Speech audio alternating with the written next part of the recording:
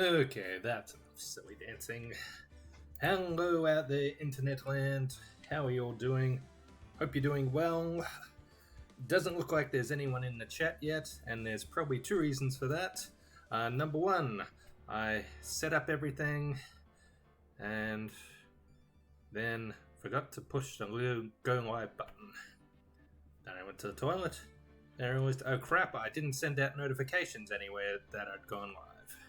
So, yeah.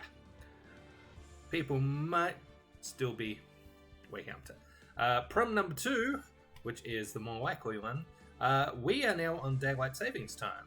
And, yeah, so this is happening an hour earlier than my regulars probably expect, unfortunately. And it didn't help that last week I said that daylight savings wasn't going to be until this weekend. So I apologize for that. My mistake. It caught me off guard on the Sunday. And yeah. But anyway, hey, Ace Attorney, Phoenix Wright, guy with this pointing and spiky hair. So last week we continued.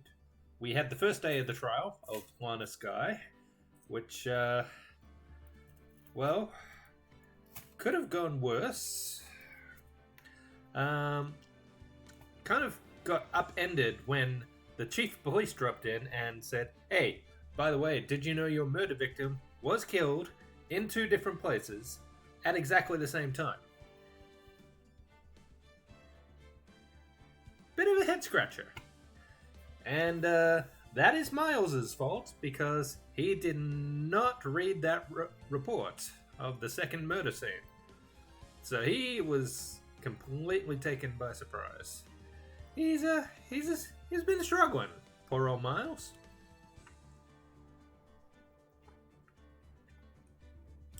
So we did some investigating at the scene of the second crime, and there was a shocking revelation that Detective Gumshoe's fingerprints were on his own locker.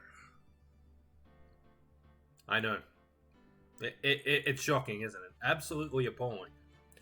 Oh, and the chief of police's fingerprints were also at the scene of the crime. So, yeah. Shall we continue? It's the second day of the trial. Let's see how this goes. Hey, Dom Klein, you made it. I hope that the time change didn't take you by surprise. I didn't think daylight savings was going to be until tomorrow, but nope, it kicked in last Sunday. Whoops. So what do you think, Mr. Wright? I think the prosecution is as confused as we are. After all, the victim was murdered in two different places at the same time. And a different suspect was arrested at each of the crime scenes. Lana! Good morning, Mr. Wright. I apologize for yesterday. I was indisposed. I hope they didn't hold you too long for questioning. We just finished, actually. I'm used to all-nighters, though. So, how'd it go? It's as Mr. Wright suspects. The police are clueless. I figured as much, so I struck a plea bargain. A plea bargain? What do you mean by that? We agreed that if I told them the truth behind this simultaneous murder, they wouldn't seek capital punishment. That's what I mean, Emma. But Lana, don't tell me you... Much to my regret, I am as much in the dark about this as they are. Miss Sky. We found trace evidence of a certain person in the police department's evidence room. They belong to Officer Jake Marshall. Oh, that's right, it was Jake Marshall, not the Chief of Police. My mistake. It's been a week. Long, busy week. I'm a year older than I was last week. What kind of trace evidence? Bloodstained fingerprints, to be exact. That's the trump card I have up my sleeve today. You do understand what this means, don't you? In order to defend my sister, you're going to accuse Mr. Marshall? We have to play the cards we're dealt. Isn't that right, Ms. Sky? Do what you have to do, Mr. Wright. Jacques.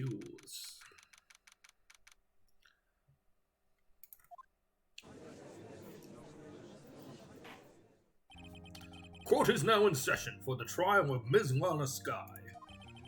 The defense is ready, Your Honor. The prosecution is... He looks unusually smug, considering the circumstances. I'm afraid you'll have to clarify. It takes 30 minutes by car to reach a police department from the prosecutor's office. Yet the victim, Bruce Goodman, was slain at both places at the same time. But that's not physically possible, is it? What's more, I hear the victim from the evidence room just disappeared. Yes, and the body eventually reappeared in the trunk of Mr. Edgeworth's car. Wow, this is one messed up trial. One of my duties as prosecutor is to present impartial evidence. Today, I will present evidence relating to the murder at the police department. In so doing, I believe the way in which we should proceed will reveal itself. Now that's what sets Mr. Edgeworth apart. He sounds so on top of things, even though he doesn't know what's going on himself. And that's supposed to be an admirable trait? Very well, let the trial resume. On the day of the crime, what exactly transpired at the police department? Mr. Edgeworth, you may call your first witness of the day to the stand. Is it going to be a marshal? For its first witness, the prosecution calls the suspect of the murder that occurred at the police department. Lana. The suspect? You mean the so-called murderer? Oh boy. Things are getting wild from the get-go. Oh, yeah. I forgot this guy got accused of the murder at the police department. Will the witness please state his name and occupation? Yes, sir. I am Officer Mike Meekins, sir. My occupation is, that would be murderer, sir. Murderer is not an occupation.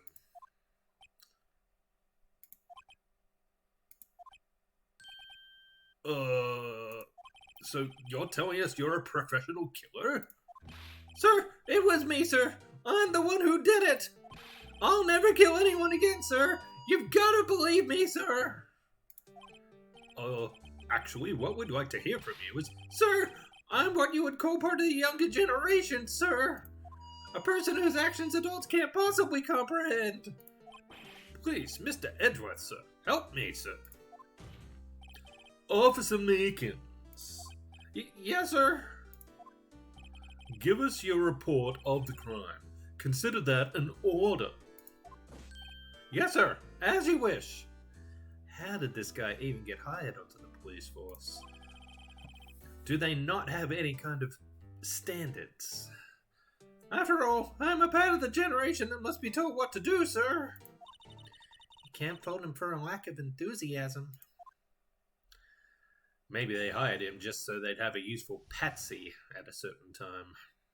Crime report, sir! Although it's not my normal duty, I was assigned to guard the evidence room that day. I spotted a suspicious man on the security screen and rushed into the room. I was only doing what I was trained to do, sir. I was suddenly attacked. I fought for my life. Then I did it. After that, I passed out until another officer smacked me awake. So the victim, Detective Goodman, attacked you? Do unto others before they do unto you. That's the Meekins family motto, sir.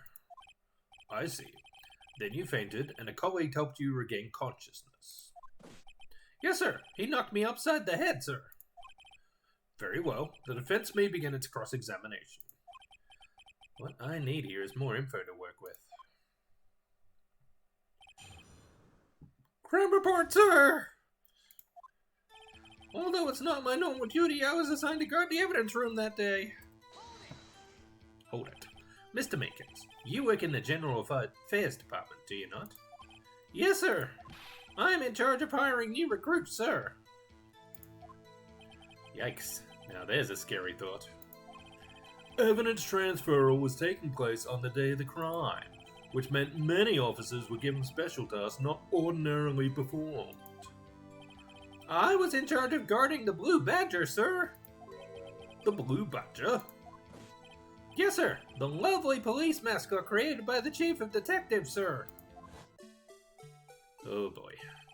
I was to ensure it wasn't broken during the transferal process. That was my sole mission for the day, sir. So how'd he end up in the evidence room, then? I see. Sounds like a very, important mission. After the award ceremony finished that day, there were so many people running around that I relocated the Blue Badger to the evidence room. Ah. Oh, so that's why you went to the evidence room. Tell us, what did you see when you got there? I spotted a suspicious man on the security screen and rushed into the room. In order to enter the evidence room, you need an ID card, am I correct? Precisely, sir. I have one right here around my neck. So then, your ID number should be listed on here, right?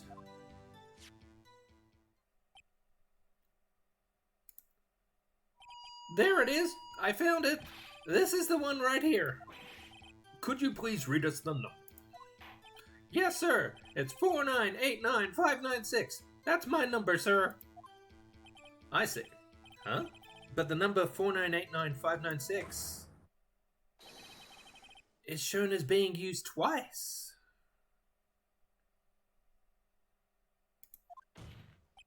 Please explain, witness. It's no real mystery, sir. The first time is when I relocated the Blue Badger to the evidence room. And the second time is when I went to go get him after everything settled down. I see. So it was during that second time when... Yes, sir. That was when I spotted the man on the security screen. Data added to the ID card record.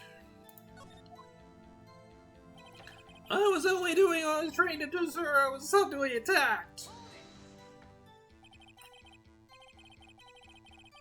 So you were attacked. Can you please tell us exactly what happened to you?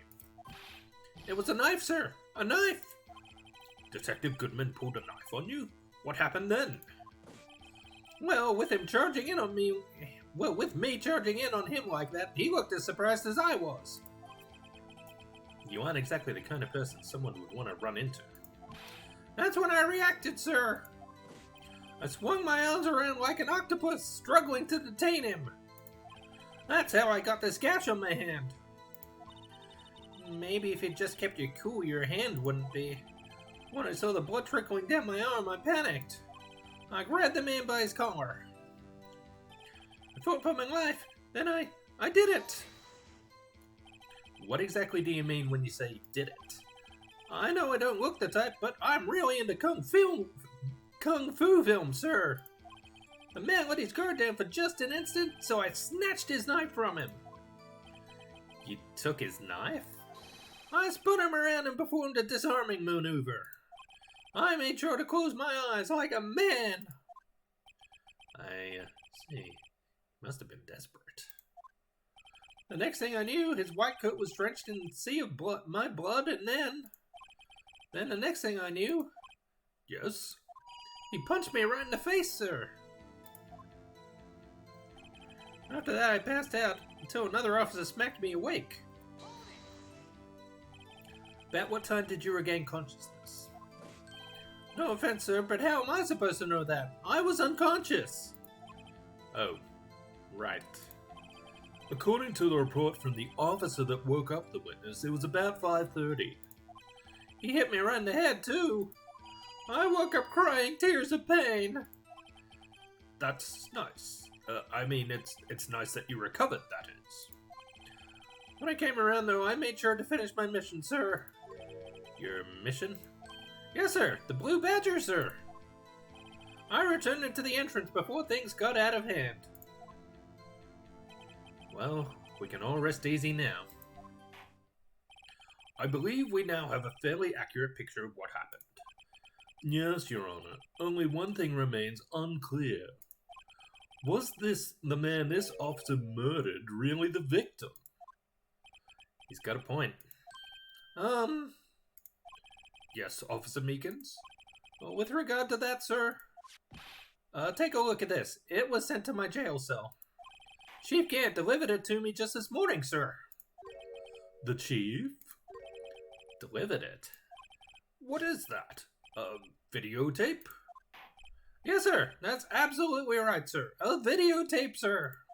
It contains footage from the security camera in the evidence room.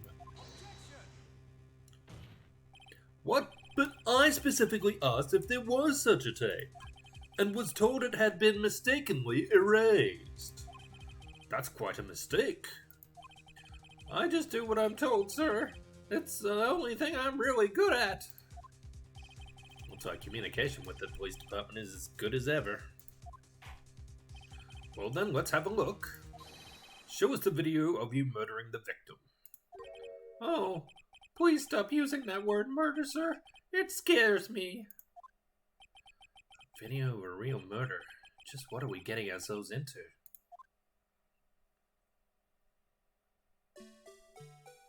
Yep, there's the blue badger.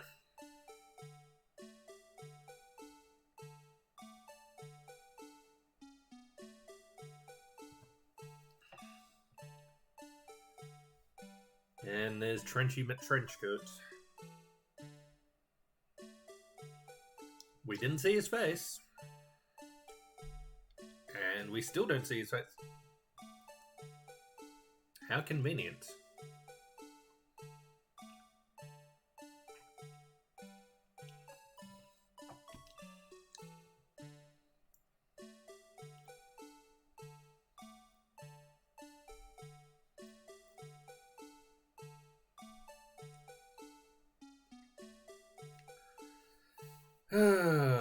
How convenient.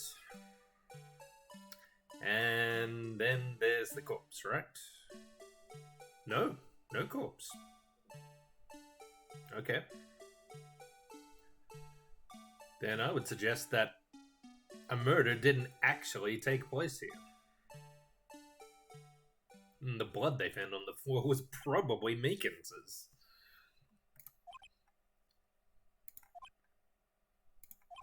Well, I believe we're all thinking the same thing. How can we deal with these unsettling feelings stirred within us? What the hell was that wriggling piece of plywood? Sir, that is a prime joy of the entire Criminal Affairs Department, sir. It's the Blue Badger, sir. Why am I not surprised this isn't going smoothly? Security video added to the court record. Yes, well, anyway.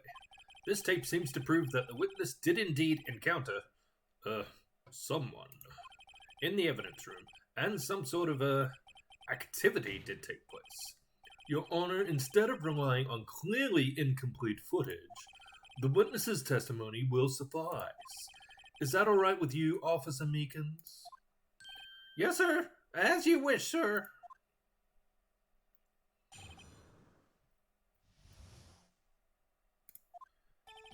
His face can't be clearly seen in the video. But there's no question that the other person was Detective Goodman, sir. I mean, he opened the locker, which required Detective Goodman's fingerprint to do. Okay, yeah, that's pretty compelling evidence. The locker he opened is unquestionably Detective Goodman's locker, sir. So it must be him. No one else could have unlocked it. What's this about a fingerprint? Each detective has been given a locker equipped with a fingerprint-activated lock. These locks ensure that each locker can only be opened by the detective it belongs to. Intriguing. That would mean the victim at the crime scene would have to have been Detective Goodman. Very well, the defense may begin its cross-examination. I don't know where this cross-examination will lead, but everything begins with contradictions. That's where I have to start.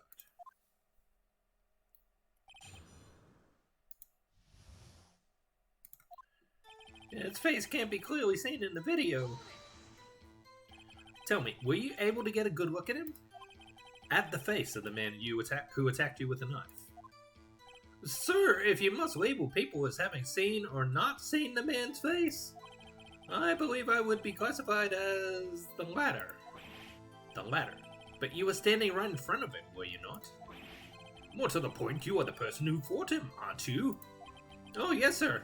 But I didn't get a clear look at his face, sir. I'm not the kind of guy who looks directly at people when talking with them, you see. Yeah, that's a good trait for a police officer. Still, I'm sure it was him. I'd bet my badge on it. But there's no question the other person was Detective Goodman, sir. But you don't know that for sure, do you? You never actually saw Detective Goodman's face. Well, I suppose you might say that. That is, if you must label people as having seen or not seen it. Since his face can't be identified in the video, only you can verify it. Why is everyone looking at me? If I had to label your stares as disturbing or... Thank you, Miles. Makins? Eek! Oh, wow. Having been shown a questionable video at best, we are not in the best of moods. Now please be more certain when you testify. Yes, sir. You claim the man who brandished a knife on you was Bruce Goodman. Tell us why you are positive it was him.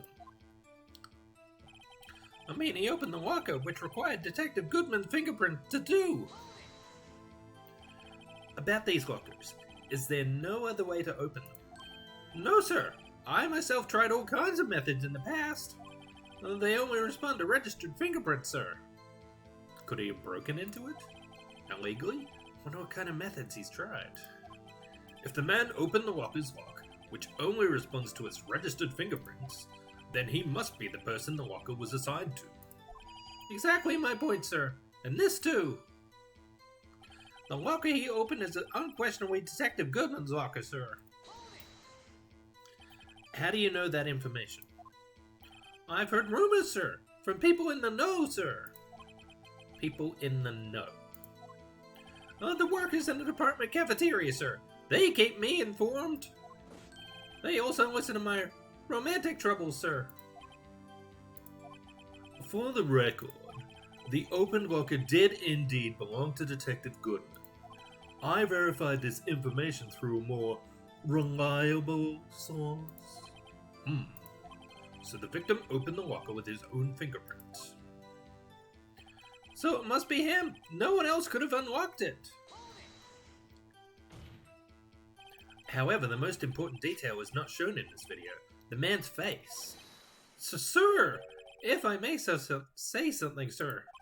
Please do. After all, you are the one being examined. I don't understand why the man's face is so important in this case, sir. I mean, it was his hand that opened the fingerprint lock. And it was his hand that tried to thrust his knife into my body, sir. My unsettled state can testify enough to this, sir. Yes, you have a point. The footage doesn't lie. That is, unless the defense can find a problem with it. Mr. Wright, let's check the court record again. Is there a problem with the security video? Well, obviously. Regarding the video contained on this tape, there is one thing in particular that seems rather strange. Strange? This contradiction leads to the possibility that the man may not have been Detective Goodman. What? This video contains such a contradiction? Interesting. Your Honor, I have a proposal. Yes, Mr. Edgeworth. I propose we have the defense point out to us this alleged contradiction in the video. He would want me to point it out. Well, of course he would. You said there's a contradiction. You have to tell them what it is. Very well, proposal accepted. Let us further inspect this piece of evidence.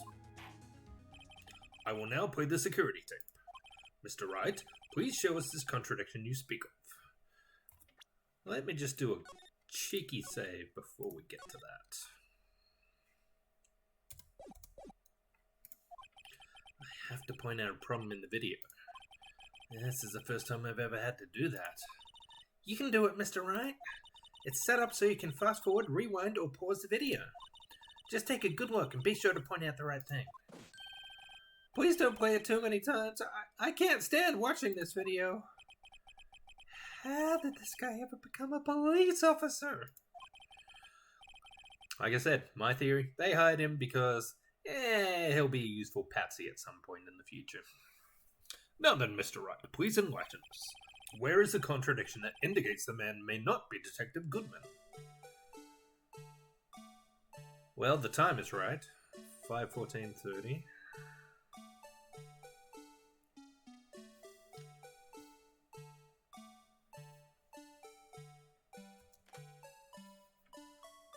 Alright.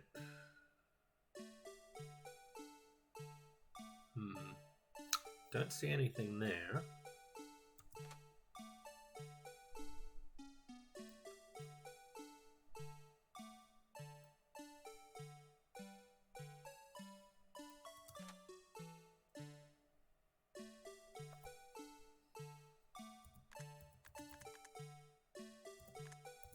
A glove. Interesting.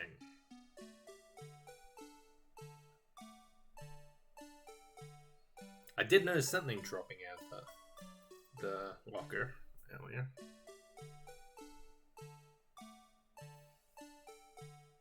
Should we present this or keep looking?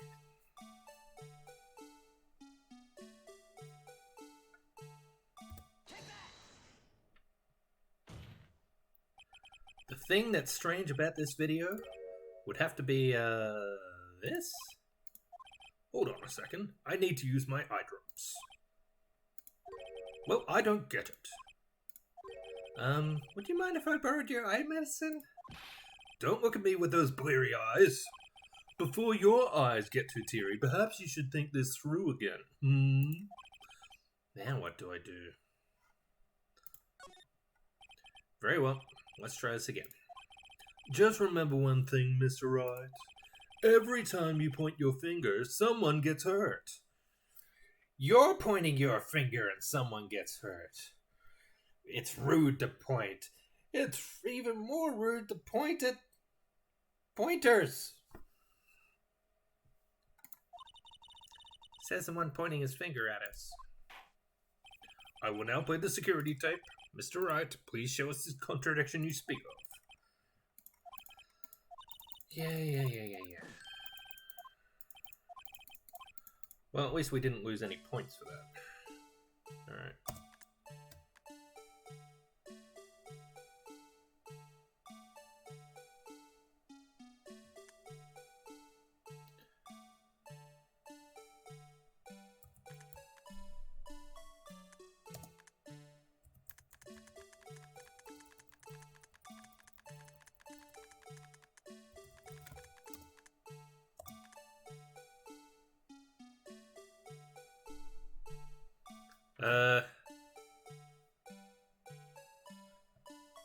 Oh, backspace is pause.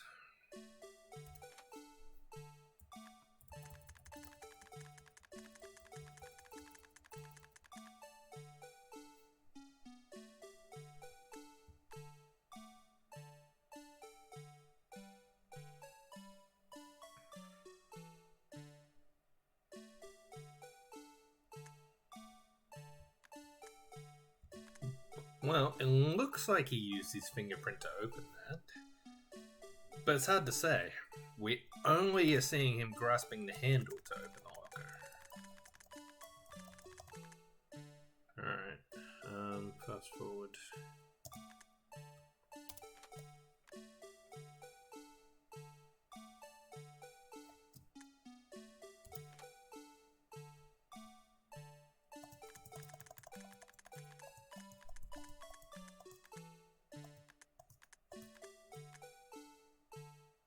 Got the knife.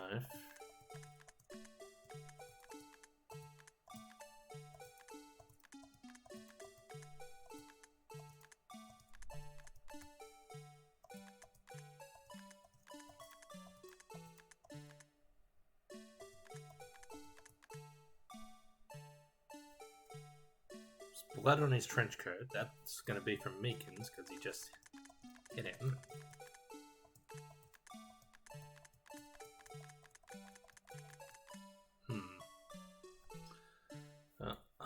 I'm not seeing anything.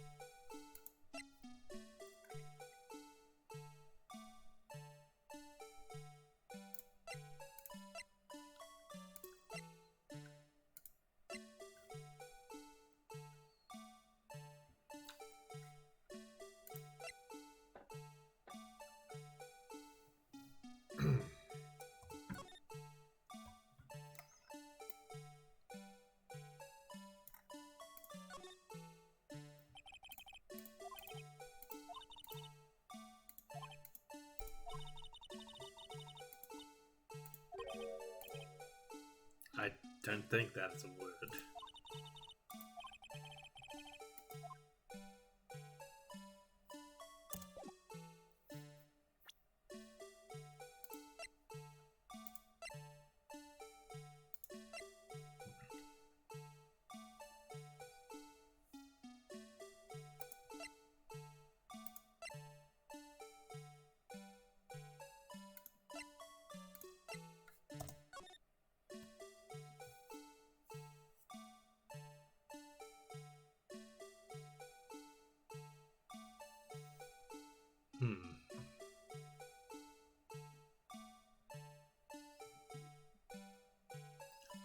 We still need to figure out who entered at 420. Let's say. Who the hell has 7777? That can't be a real ID number. Maybe it's a guest ID, or maybe it's a fake ID.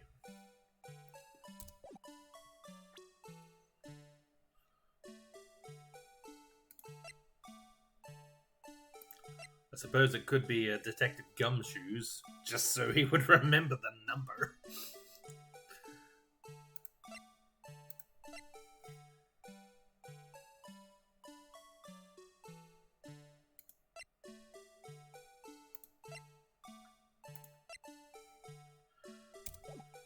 Well, I'm lost. I think I'm gonna need to check the guide.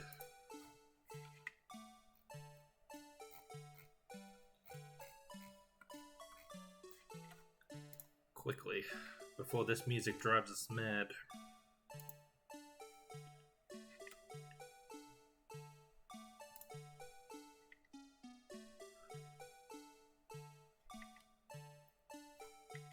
Okay.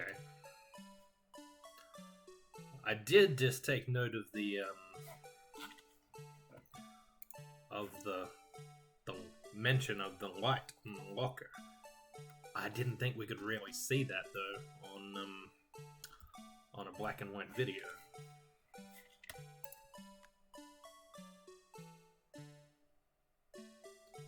The light is on.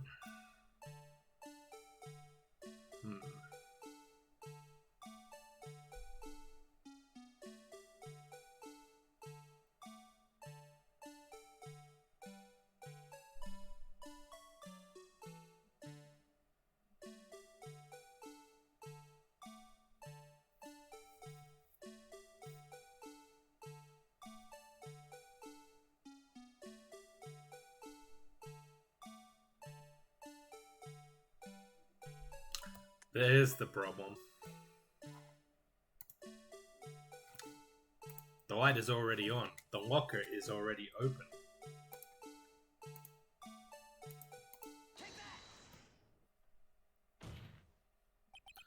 The thing that's strange about this video has got to be this.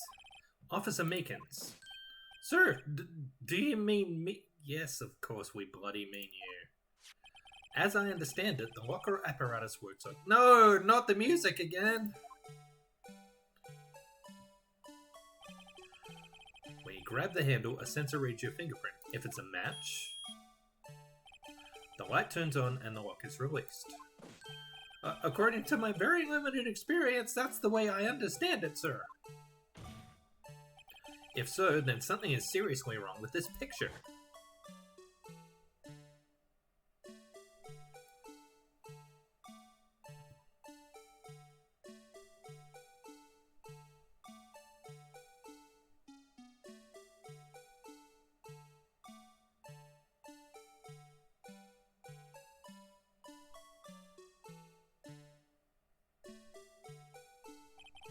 When the victim reaches for the handle to open the locker, let's rewind to a little earlier.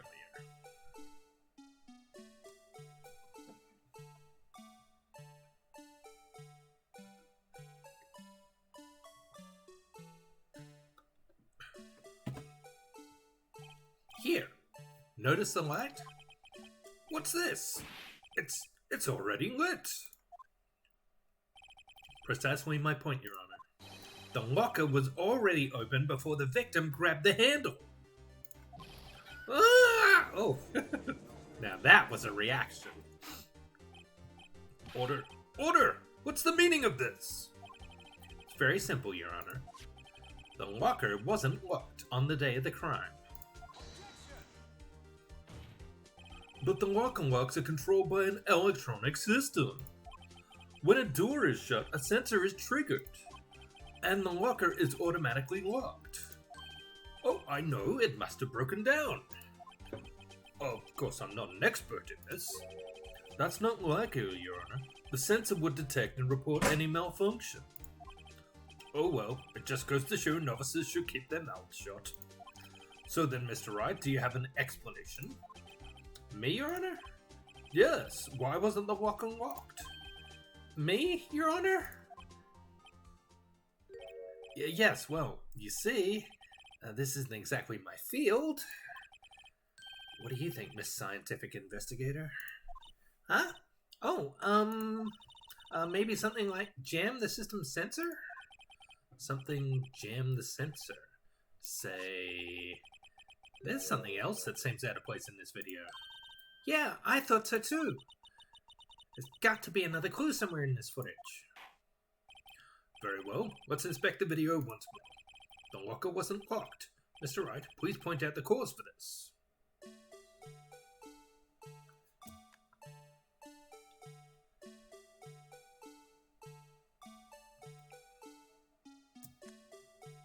Oh.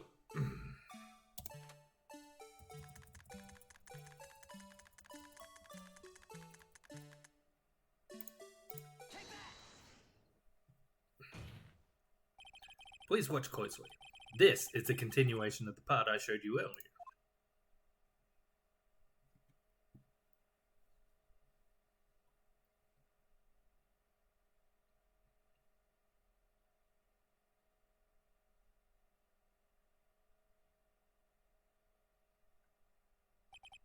What's this? Something white fell out of the locker. But sir, it's been my experience that things fall out when doors are opened. I often fall out and roll great distances when I open my car door, sir. We can't be sure that item was completely inside the locker to begin with. What do you mean? The sensor triggers the lock when the door is shut. What if something was inserted, say, between the sensor and the door? Inserted?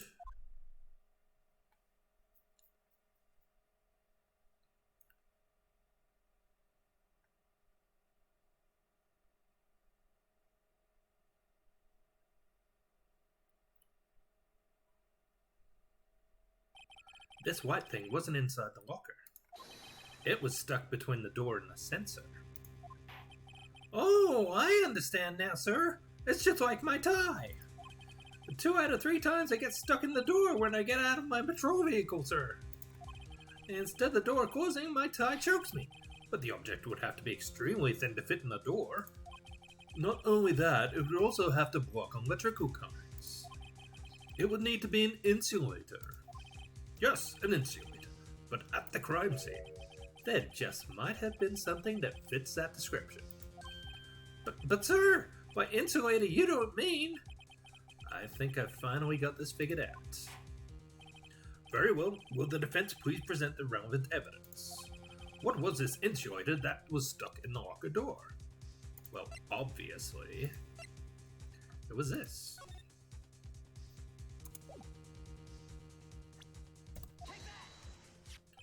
I found this near the locker, a thin rubber glove. But we can't be sure that was in the victim's locker. It has a tag that says SL9 incident. The video seems to depict the victim opening the locker, but that isn't the case. The lit lamp attests to this. On the day of the crime, even I could have opened that locker. Is this not so, Officer Meekins? Sir? I love that reaction of him so much. Order! Order! Order! So we to believe then that the victim, whom this witness stabbed in the evidence room, was not Detective... Well, it's pretty clear he didn't even stab him. He got stabbed himself and passed out, and this guy in the hat ran away. Do not be misled, Your Honor. What do you mean, Mr. Edgeworth? The defense has merely demonstrated that possibility and nothing more. The victim in the video was indeed Bruce Goodman. The prosecution will offer one more testimony to prove this. What? Officer Meekins, please testify about this. Sir? Me, sir? I'm not sure what you're referring to, sir. Oh, you mean that, sir? Of course, sir. Is this a joke? Very well, begin your testimony. Mystery Man 2. There's one other thing that proves the man was Detective Goodman, sir. To enter the evidence room, one must use their ID card. When an ID card is used, there's a record of it. At the time of the crime, the detective had used his card. An ID card record. I see. I have the ID card record right here, Your Honor.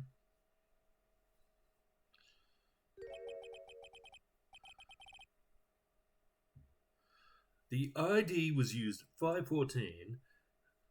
Is that of the victim? Yep, and Meekins did it right. Went in right after him. Just before the crime, Yes, without a doubt, this is the victim's ID. However, one thing does strike me as unusual. Several hundred cases should have been due for transferal. Why were there so few people using this room? This particular evidence room is only used for storing certain special cases. Special cases? Extremely violent cases involving police stuff. Just hearing that makes my hair stand on end. Me too. Although it doesn't make much of a difference. There were only a few cases up for transferal there, and most were cleared up by noon. Right, I see. Now let us move on to the cross-examination.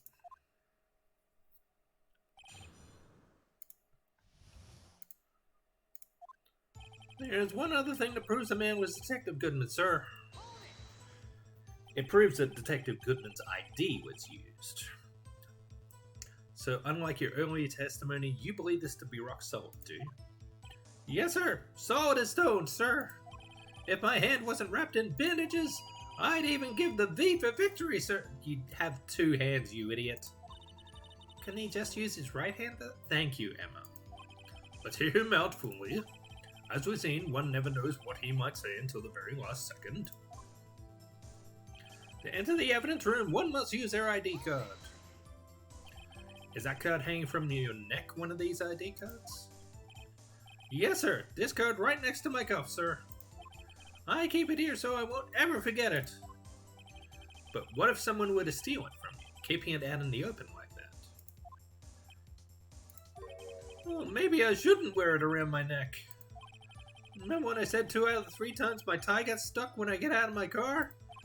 Well, the remaining time it's my ID card that gets stuck. Instead of the door closing, my ID card chokes me. Maybe I should just leave this one alone. At any rate, each police officer only has one ID card. Both the police department and the prosecutor's office can attest to this. Please proceed with your testimony. When an ID card's used, there is a record of it. Let it be noted that this is the record the witness referred to. Let me see. Yes, that would be it. Detective Goodman. What's the matter? According to this, Mr. Edworth, your name is on here. So it is, Your Honor. Not that prosecutor again. Hey, maybe he's behind all this. Being a prosecutor, he could hide the evidence. Mommy, is that man in blue a murderer? Shh, don't stare at him. You got the wrong color, kid. It would seem the inquiry committee will want to speak with you again today. I have nothing to be ashamed of regarding my actions or their consequences. For now, let us continue with the cross-examination. Poor Mr. Edgeworth. It must be so difficult for him. At the time of the crime, the detective had used his card. Earlier, I believe you testified that when you asked the man to show his ID card, he pulled a knife on you. Yes, sir. He didn't show me any ID card, sir. Don't you think that's odd? I mean, if he had his ID card, all he had to do was show it to you. There wouldn't be any reason to draw a knife. Maybe he just panicked? Everything stems from contradictions. Let's point them out. Mr. Wright, what do you think? I'm confused. What? The problem with this ID card testimony is far too obvious. It's not like Edgeworth to miss something like this. You're thinking too hard about it. Come on, let's show them what we got.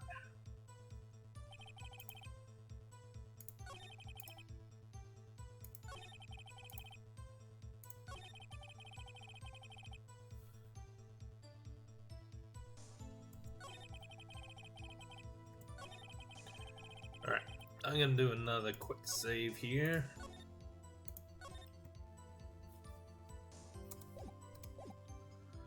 Alright, so since we have this card,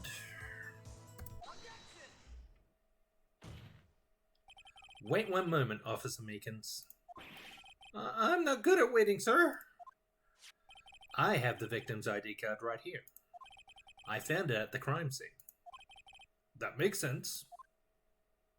When I say crime scene, I'm not referring to the evidence room at the police department. I mean the other crime scene. The underground parking lot at the prosecutor's office.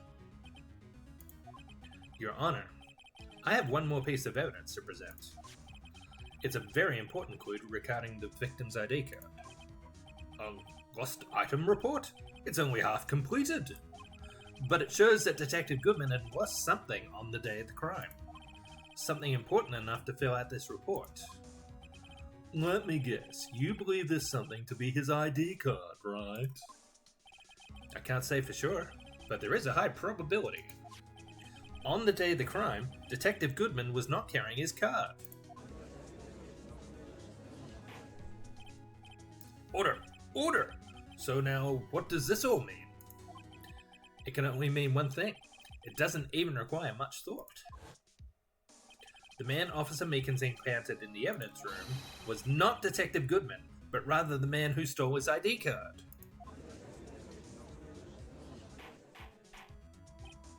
Order! Order! Order! Does the prosecution have a response? I have only one thing to say to the defense. Are you out of your bleepy mind? That's what I would guess he's about to say. Quay? Bravo, Mr. Wright. Bravo? Allow me to summarize the defense's argument.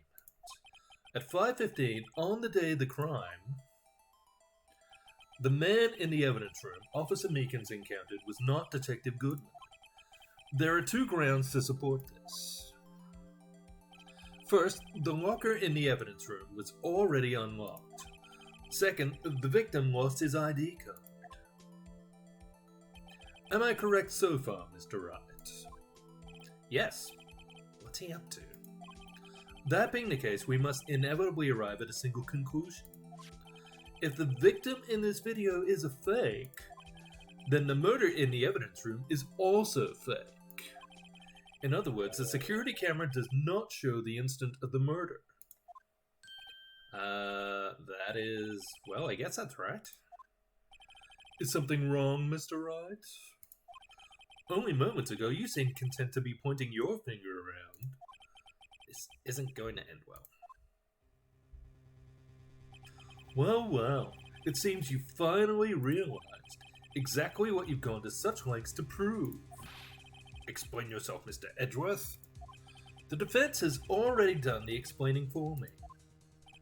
The victim in this video is a fake, which means a murder did not take place at the police department at 5:15 on the day of the crime. So the real crime could only take place at one location, the underground parking lot at the prosecutor's office, the murderer being Ms. Lana Skye, the defendant. The evidence is compelling. A trustworthy witness observed the moment the defendant used the murder weapon. Trustworthy witness. Are you kidding me?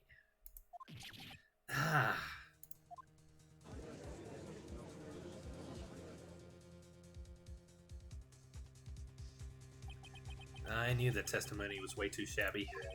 It was all a trap from the beginning. The activity in the evidence room still leaves many questions unanswered. Who exactly was the victim Officer Meekins encountered? And where did this person disappear to? However, this trial's purpose is to examine only the murder of Detective Goodman. Just so, Your Honor. Mr. Wright, you have to do something, or else Lana... What do I do? How am I supposed to get myself out of this mess?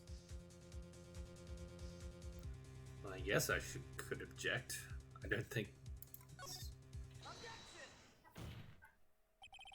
One moment, Your Honor. What now, Mr. Wright? Don't tell me you're objecting to what you've just proven. Of course not. But I almost walked right into the prosecution's trap. What are you talking about? This cross-examination has proven one thing and one thing only. The security video did not show the actual murder.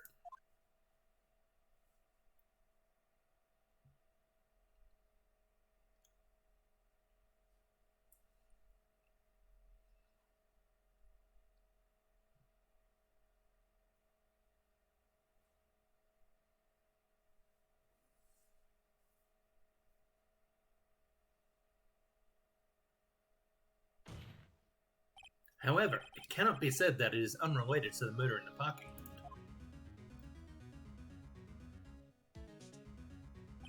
Specifically, large amounts of blood traces were found in the evidence room.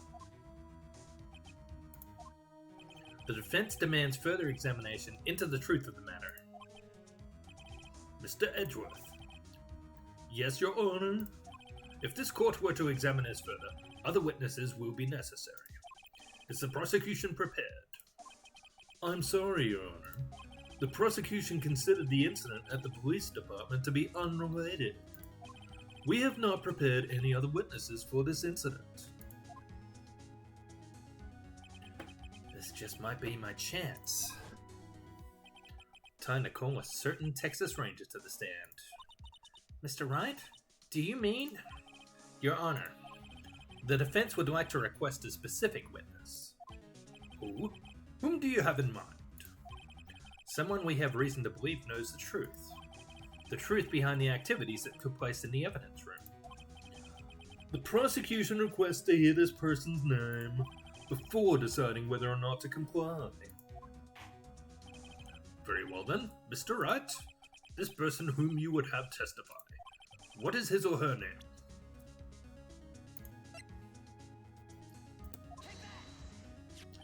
Officer Jake Marshall. Why him? I can't let Edgeworth know everything just yet. He's in charge of the evidence room. I feel we should hear what he has to say. The prosecution agrees to the defense request. Since he was responsible for guarding the room, we should hear his testimony. Fortunately, he works in the police department. We shouldn't need longer than 20 minutes to prepare. Very well. The court will take a 30-minute recess while the witness is subpoenaed. Will the prosecution please prepare the witness during this time? We will, Your Honor. Court is now in recess.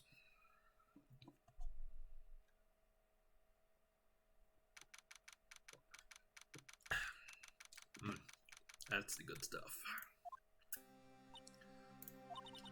There's no stopping you, is there, Mr. Wright? Huh? What do you mean? You called for Jake Marshall. It seems you figured everything out. I haven't figured anything out. Lana, you're the one who knows everything! Emma, you always know everything. Why don't you just tell us? Mr. Wright is trying his hardest to protect you. I don't recall ever asking for his protection. How can you be so cold? Don't you trust us? Don't you trust me? Hope I'm not interrupting anything, pals. Detective Nappa, Gumshoe. Oh, guess I am. I'll come back later. Wait, Detective Gumshoe, what is it? You've got a lot of nerve, pal. Make a detective run all around while on duty. And to top it off, you call me here. I've seen happier people at funerals. Sorry, Detective. You better be, pal. Hey! I didn't see you there, Chief Prosecutor Sky. That's okay. So, have you brought what I asked?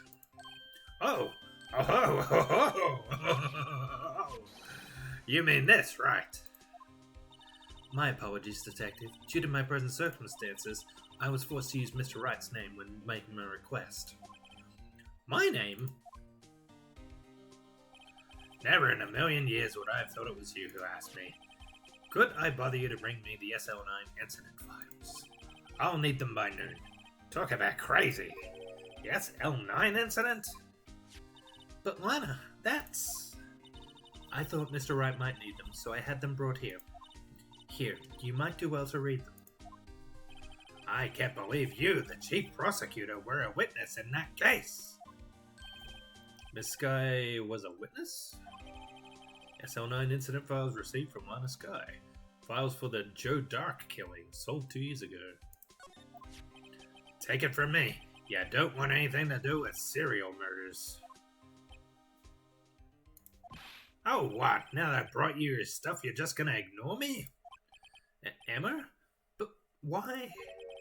Why is your name in here? What? My name's in there? I don't know. Unless... No, it couldn't be. Lana, this SL9 incident, is that... That's the classification number the police filed it under. 2 years ago. The rest of the world knew it as... the Joe Dark killings. The Joe Dark... No, Lana! That's over with! No! Emma, wait!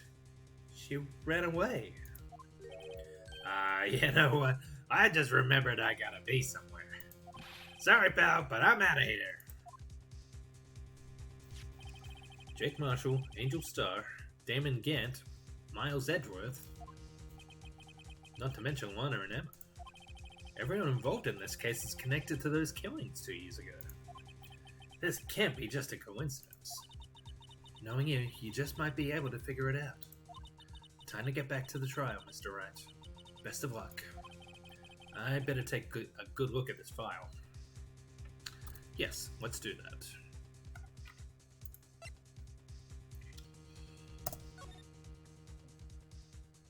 SL9 Incident SL9 closed. Perpetrator Joe Dark. Crime: serial murder. Sentence: death. Victims: Edward Jones, Edith Kirby, Jeb Bates, Jason Knight, Rachel Moss, Neil Neil Marshall. Interesting. Trial data. Head prosecutor Miles Edgeworth. Witnesses Lana Skye, Emma Skye. Investigation Task Force. Executive investigators Damon Gant, Lana Skye. Head investigator Bruce Goodman. Investigators Jake Marshall and Angel Starr. The gang's all here.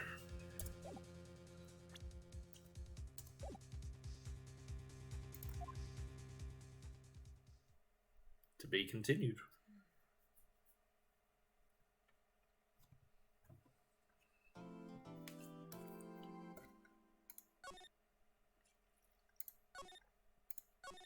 To be continued right now.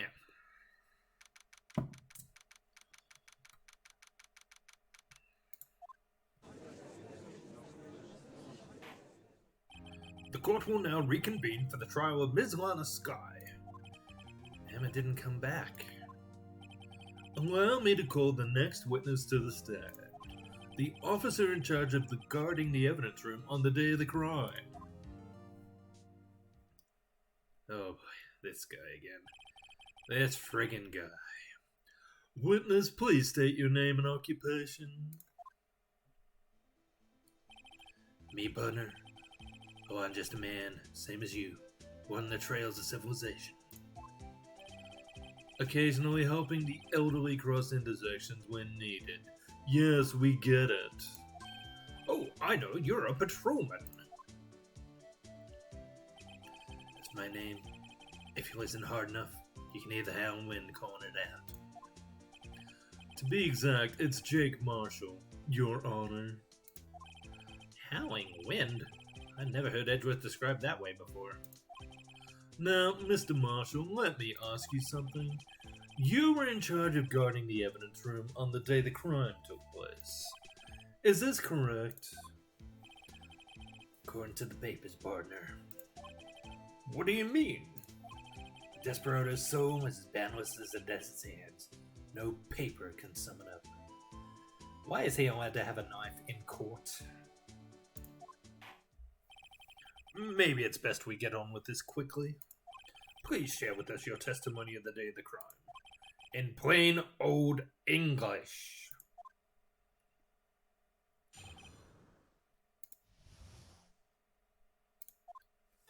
My job was to keep a wary eye on that bone orchard. They said I was supposed to make rounds 3 times a day, but that ain't my style. Besides, the room's protected by 2 security systems anyway. If I remember right, I was at a street-side saloon at the time it went down. How convenient. I'm just an innocent traveling man, so if you're out of ammo, it's time I hit the trail.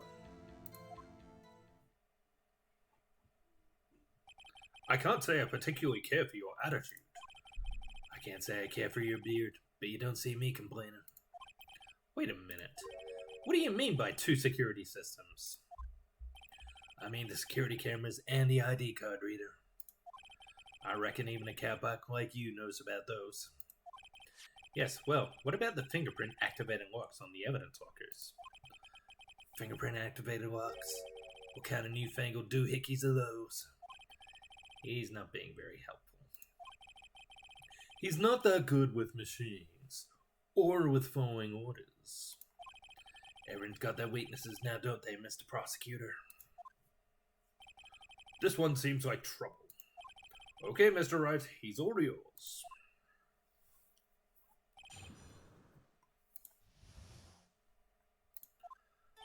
My job was to keep a wary eye on the bone orchard. How exactly did you keep an eye on the evidence room? I just made sure nothing moved in the security camera monitor. That room's so still, even time dies in there. I was just a caretaker who interred the recordings. You interred them? Videos and nothing not that useful.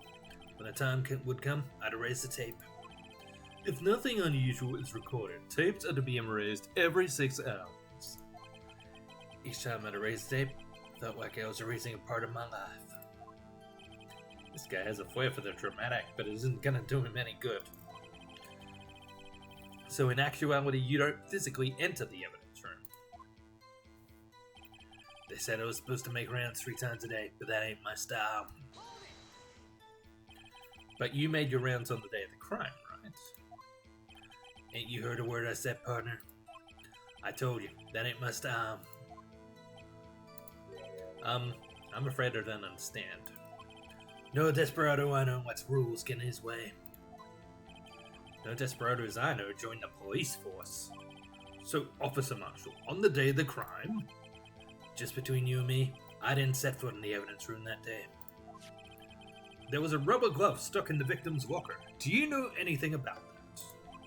Sorry, partner. Can't say I do. Haven't been in that crypt in weeks. How's this guy to avoid being fired? Besides, the room's protected by 2 security systems anyway. You used to be a detective, so you've used the evidence room in the past, correct? Of course, back in the day, my locker was a goldmine of evidence. And yet, you didn't know about the fingerprint locking mechanism. Sorry, partner, I ain't good with machines. Couldn't even tell you how a bike works. That's quite incredible.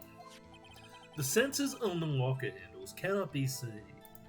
It's well known that some detectives are unaware of their presence. Now he mentions it, Detective Gumshoe said something like that too. At any rate, it doesn't seem that this is relevant to the crime. Can you tell us what you were doing when the crime took place? If I remember right, I was at a street-side saloon at the time it went down. What were you doing in a place like that? I was eating spaghetti. Not even Angel's steak lunches can beat that Parma's Bongal sepia pasta. Do you mean to tell us you abandoned your police duties to eat some noodles? Not all desperados eat tacos, partner. That's not what I meant. I hope this has at least taught you a lesson. That's strange. This is usually where Edward says, "Did you not want a raise here? Did you not want a raises here?" I'm just an innocent trouble, man. So if you're out of ammo, it's time I hit the trail. Out of ammo, Officer Marshall. That's right, partner. Or as you'd call it, evidence. If you plan to pin me to this crime, then you better draw. Otherwise, you're just wasting my time. My steel horse is waiting to carry me back west into the sunset. One thing seems clear. Despite being responsible for guarding the evidence room, the witness doesn't appear to have seen anything. Texans don't take orders from anyone. Everyone knows that.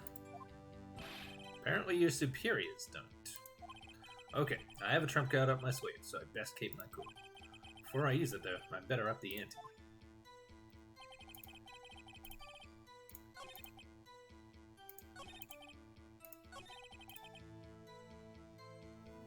Alright.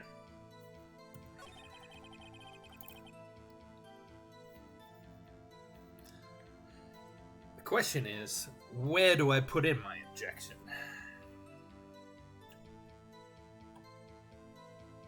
I think it's probably going to be here, but let's save just to be safe.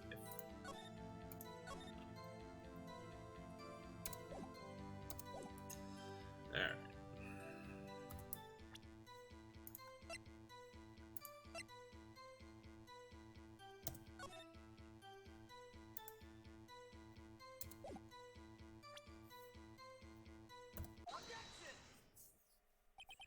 Officer Marshall, doesn't this strike you as odd? That is, you being called in to testify like this? After all, you weren't in the security room at the time of the crime. And yet you dragged me down here. Explain yourself, partner. It's quite simple. You left a very large trail behind at the scene. Or to be exact, a handprint. Listen real good, partner. Like I said, I'm the caretaker of that crypt. I pay my respects. That is, I make my rounds about once a month. It's only natural my fingerprints would be in there. I only wish it were, officer. But you see, your fingerprints were covered in blood. Witness, what's the meaning of this? Your blood-stained fingerprints were at the crime scene? The blood was wiped away. However, A luminal test clearly revealed this. Well, Officer Marshall? Seems to me there ain't a person in this room with a head on his shoulders. I take it you have an explanation then, Officer Marshall? About the bloodstained fingerprints? Very well, you may begin your testimony about your fingerprints. Let me guess. He was in there to clean up the blood after the murder took place, after the attack took place. Found at the scene of the crime.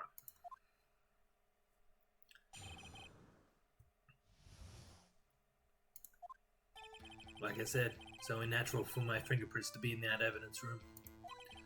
One of them just happened to be at the same place as the bloodstained handprint.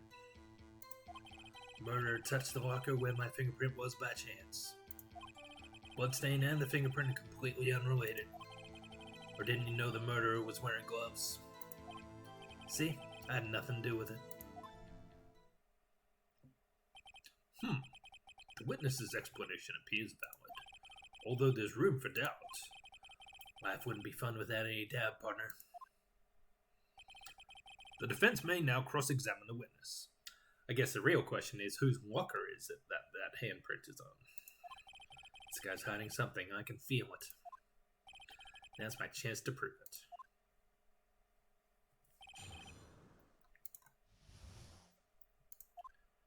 Like I said, it's only natural for my fingerprints to be in that evidence room. That's because you, how did you put it, pay your respects once a month? Yeah, that's right. That, and one more thing. That locker happens to be mine. Oh, okay. What? What do you mean? I mean what I said. That's the locker I used when I was a detective. The locker I still use. All that's in there now, though, is a heap of broken dreams. I see. It'd be strange if my prints weren't all over that locker. Apparently his fingerprint data was never removed from that locker's programming. He must have been using the fingerprint lock all this time without ever knowing it. Marshall's fingerprints updated in the court record. Found on a bloody handprint on Marshall's own locker. The print had been wiped. One just happened to be at the same place as the bloodstained handprint. So then, what about the bloody handprint? Wasn't mine. It's no mystery. Please explain. My locker is covered with fingerprints. Just so happened. The murder touched the locker where my fingerprint was by chance. The chances of that happening are 1,000,000 to 1. On the contrary, one could argue just the opposite. Chances of that not happening are 1,000,000 to 1. Get one thing straight, partner. You ain't gonna get no reward from me with a mere fingerprint. You wanna know why? Bloodstain and the fingerprint are completely unrelated. Unrelated? They're as different as night and day. Kinda like cereal and cereal. One's gotta do breakfast while the other's a type of murder. He's right. Although seemingly alike, they're totally different. I don't see what homonyms have to do with this. Or didn't you know the murderer was wearing gloves? How do you know that? I may be a loner, but I still do my job. I keep up on the reports.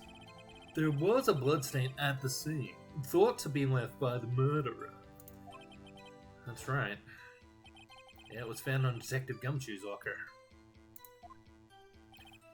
However, no fingerprints were detected on that handprint. Oh yeah, I think we tried that too. So that would mean the murderer, wearing gloves, happened to place their hand on top of Officer Marshall's fingerprint. That's the only logical conclusion. Are you starting to get to the picture, partner? The picture? This seal of blood in the desert is just food for the buzzards. There's only one reality, and that's this. The security tape? So long as my trail isn't in there, you can't say otherwise. This isn't getting us anywhere, Mr. Wright. Please consider carefully where you're going with this cross-examination. Yes, Your Honor. No, continue your testimony, Officer Marshall. Too bad it wasn't me in that video. Right, partner? What do you mean by that? You want to tie me to this crime, isn't that right, partner? If so, that video is the only direct evidence you have. But that video is next to useless. It's full of blind spots. Blind spots? Places you can't see. The camera's panning back and forth. The floor isn't shown. If someone was familiar with the camera's position, they could leave the room without being caught on tape. We don't have time for your speculations, Mr. Wright. Well, Mr. Wright, if you can show us evidence in this video that indicates Officer Marshall was present, please do so now.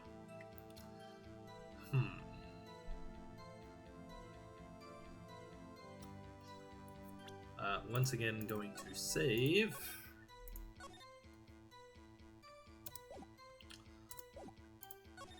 Can't say I noticed anything before. Very well. Allow me to point out your mistake, Officer Marshall. Tread carefully, Mr. Wright, or you might wind up being the one making the mistake. Now, let's have another look at the video. Show us this incriminating evidence of the witness, Officer Jake Marshall.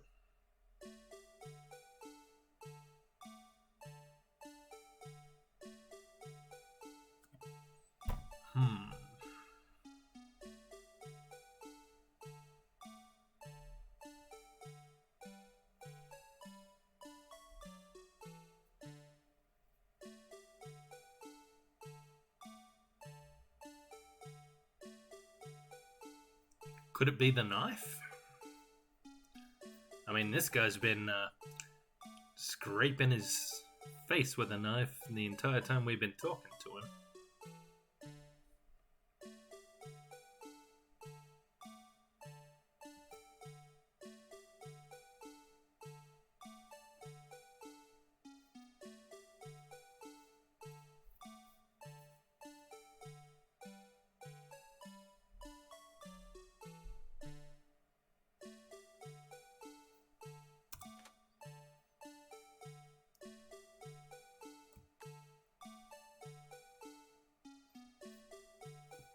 I'm going to go mad if I have to listen to this music too much longer.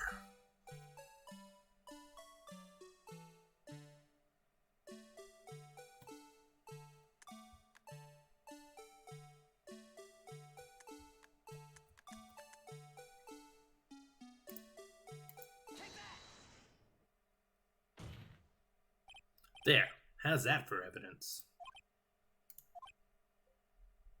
Probably not good. Please allow me to apologize for my colleague, Your Honor. He gets carried away sometimes. Yes, well, this certainly isn't our first. Will you forgive him too, Officer Marshall? He's not a bad man, just a bit disillusioned. Of course, I don't want to gun down unarmed boys. Oh, great, now Edgeworth is defending me. Guess that means I missed the mark.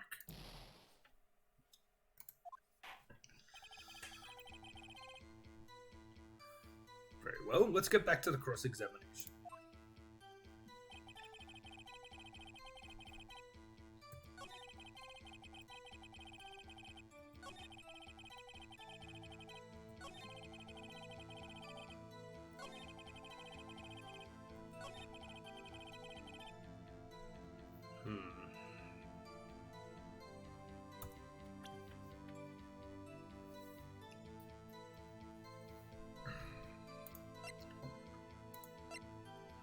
What evidence have I got here that can tie him to this?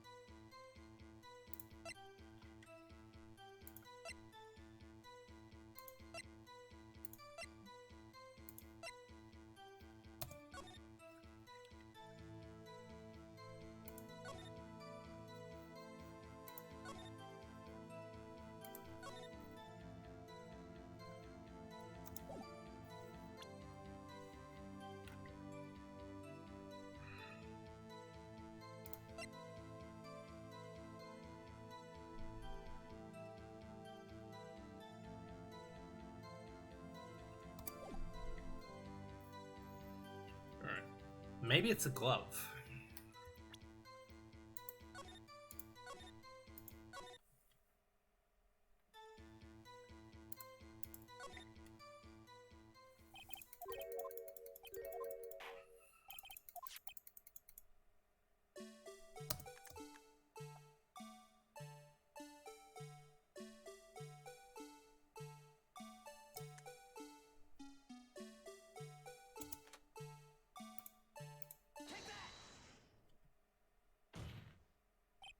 There, how's that for evidence?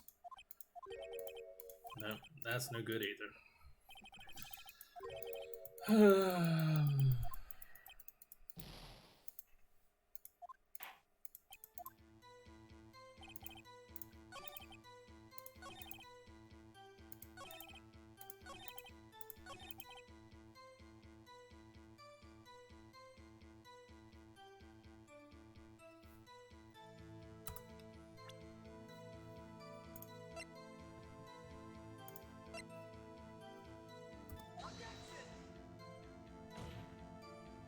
Your Honor, that statement could... No.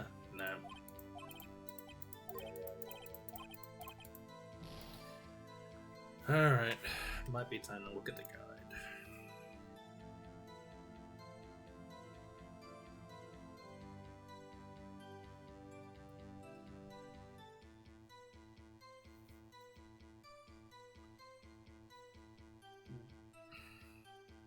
What?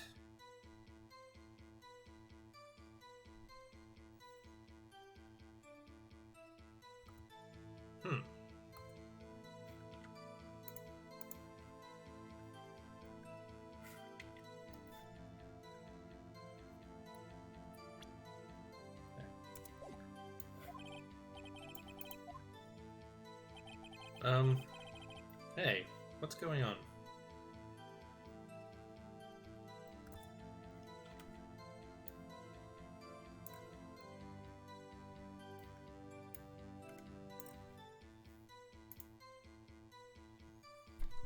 Hold on just a second.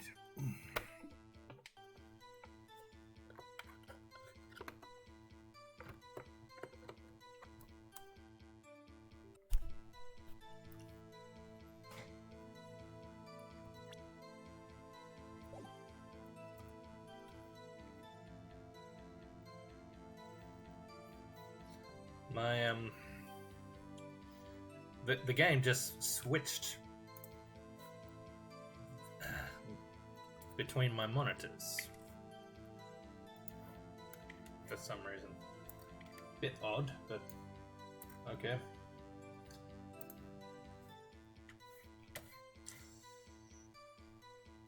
Alright,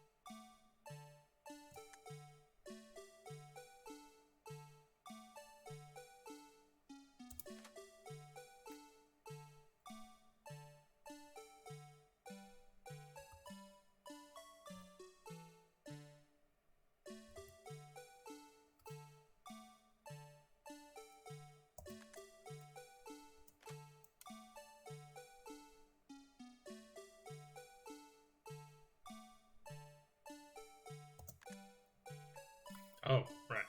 Hey! Hey! I thought I paused that.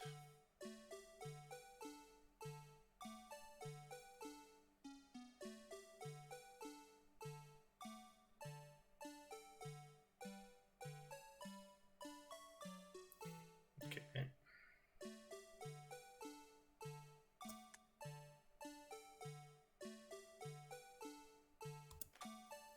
Okay. Now that was not there before on the tape.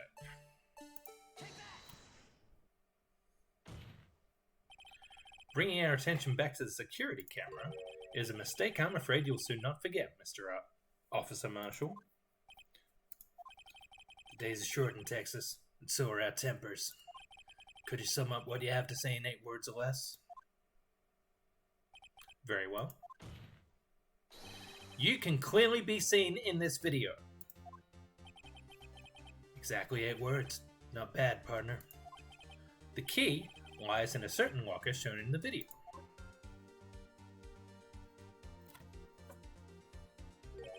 That locker with the white cloth sticking out. That was the witnesses, I believe. Hang on, sorry, whose voice was that? Now, let's rewind the video a bit.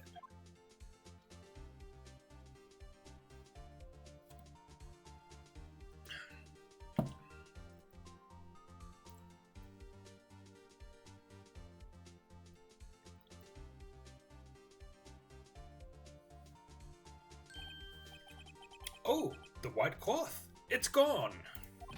What's the meaning of this, Officer Marshall? When the crime took place, the white cloth wasn't there. Then it suddenly appeared. There's only one explanation. Officer Marshall, you were in the evidence room at the time of the crime.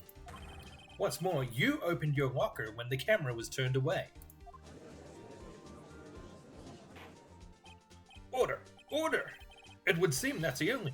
Hold your horses. Sorry, partner, but you got the wrong man.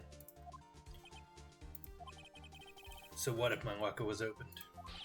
That doesn't mean I'm the one who opened it. The murderer needed to hide something, so he opened a locker and stuck it in. It's not my fault he happened to choose mine. You really are an idiot. Why is everyone staring at me like I'm a wanted man? This guy isn't just playing dumb. He really doesn't know. I hate to rain on your parade, but you're the only person who can open that particular locker. Oh yeah? I call you bluff. You say I opened that locker? Now prove it.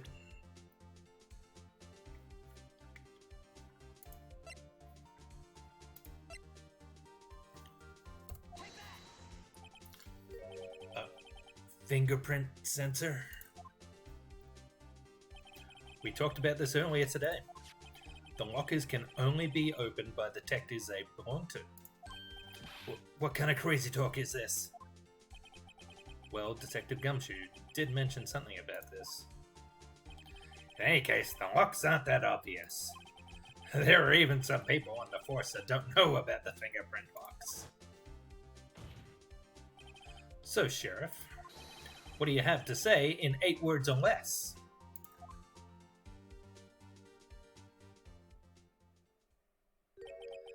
I only got 1 word for you, partner. No!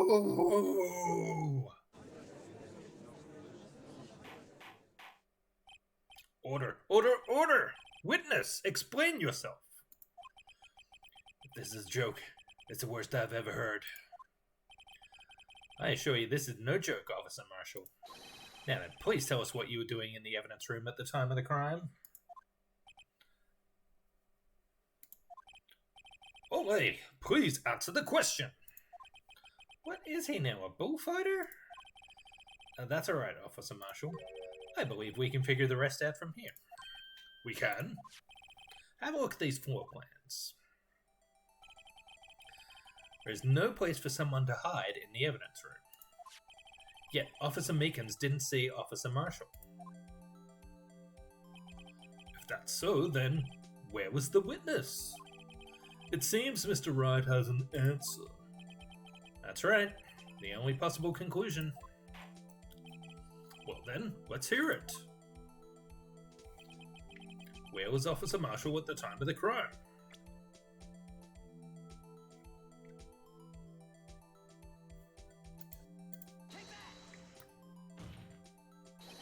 Officer Marshall was standing right here. There, but that's where the victim Detective Goodman was. Correct, unless the man wasn't Detective Goodman. I believe the victim in the video is Officer Marshall. It was you, dressed up like Detective Goodman. But that's preposterous. Officer Meekins witnessed the detective at the crime scene. Once he saw the man's face, he'd know it for sure.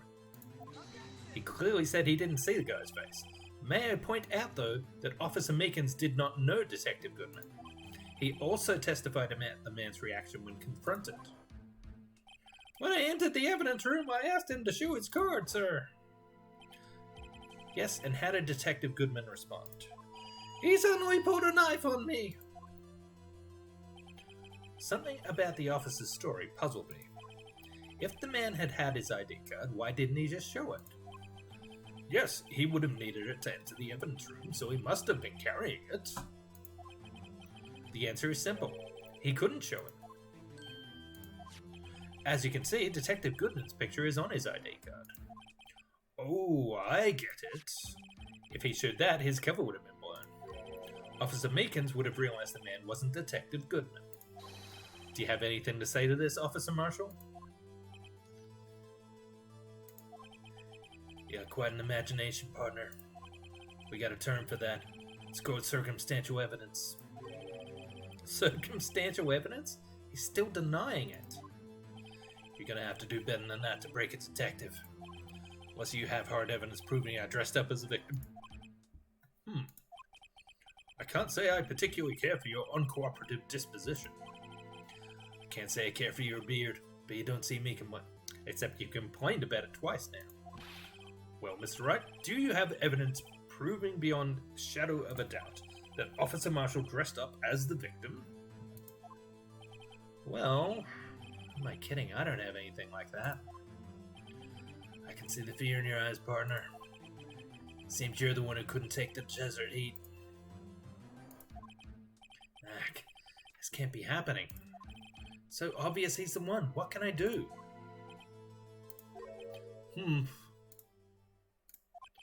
It looks like your lack of experience has finally been exposed. I'll pass on to you what someone told me when I was just starting out. When you've run into a wall with no place to go, return to the basics. The basics? For me, that would be what Mia used to tell me. Phoenix, try thinking outside the box. I shouldn't look for proof that Officer Marshall was in disguise, but rather I should look for evidence that came about because he was in disguise. Why do you think this locker was opened in the first place? What do you mean? There's no reason for Officer Marshall to open his locker at the time of the crime. Yet he did, despite the chance it might be discovered later as it has been. Which means he didn't originally plan to open his locker. According to the defense's argument, Officer Jake Marshall dressed up as Detective Goodman at the time of the crime. Then, after the crime was committed, he opened his own locker for some unknown reason. The fact that white cloth is sticking out of the locker seems to indicate that he opened it in order to put the cloth inside. So, just what exactly is this piece of cloth? Perhaps the video is the key to all our unanswered questions. I don't have any evidence that this video's my only shot. Very well. Let's take yet another look at the security tape. After committing the crime, the witness opened the locker to put away the white cloth. Please show us why the witness had to open his locker.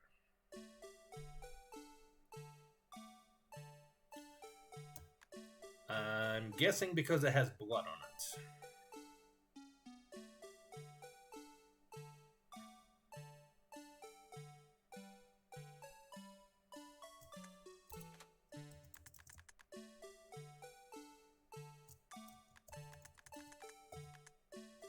Here.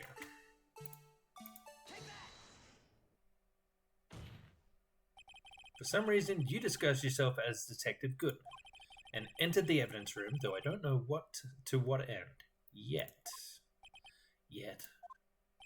However, something unexpected happened. Officer Meekins barged in on you. When asked to show your ID card, you pulled a knife on him. However, Officer Meekins panicked. And the white coat you were wearing was soiled with blood. A bloody white coat? You couldn't just walk out like that, so you hid the coat in your locker. Not bad, partner.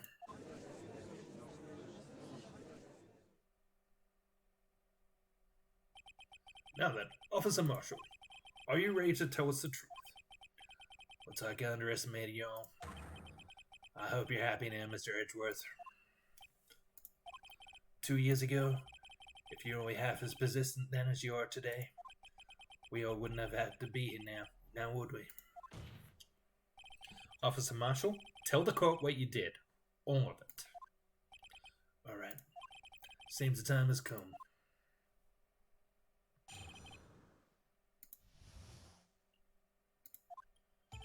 I had to do it that day. I couldn't just stand by and let it die. I stole the detective's ID and dressed like him. I planned to take out the evidence. I wasn't expecting Officer Meekins.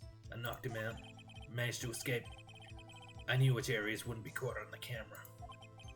There wasn't any murder in the evidence room at 5:15. So the supposed victim was really you. But there's one thing I still don't understand. Traces of a large quantity of blood were found on the floor of the evidence room. Well, that's Meekins. If no one was murdered, then how could that be? Officer Meekins managed to cut his own hand. My guess is he's the donor. It was way too much blood for such a small donation.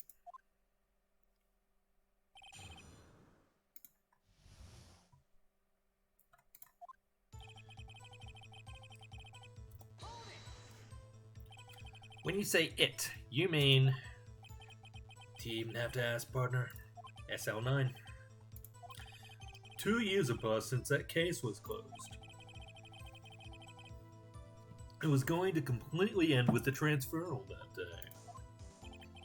Not if I have anything to do with it. That incident's not over. But what did you hope to accomplish by sneaking into the evidence room? When a case is closed, only that case's lead detective can look through the evidence.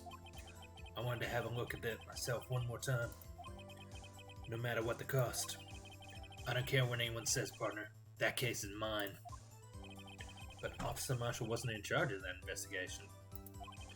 Why does he care so much about it? A family member, Neil Marshall, was one of the victims.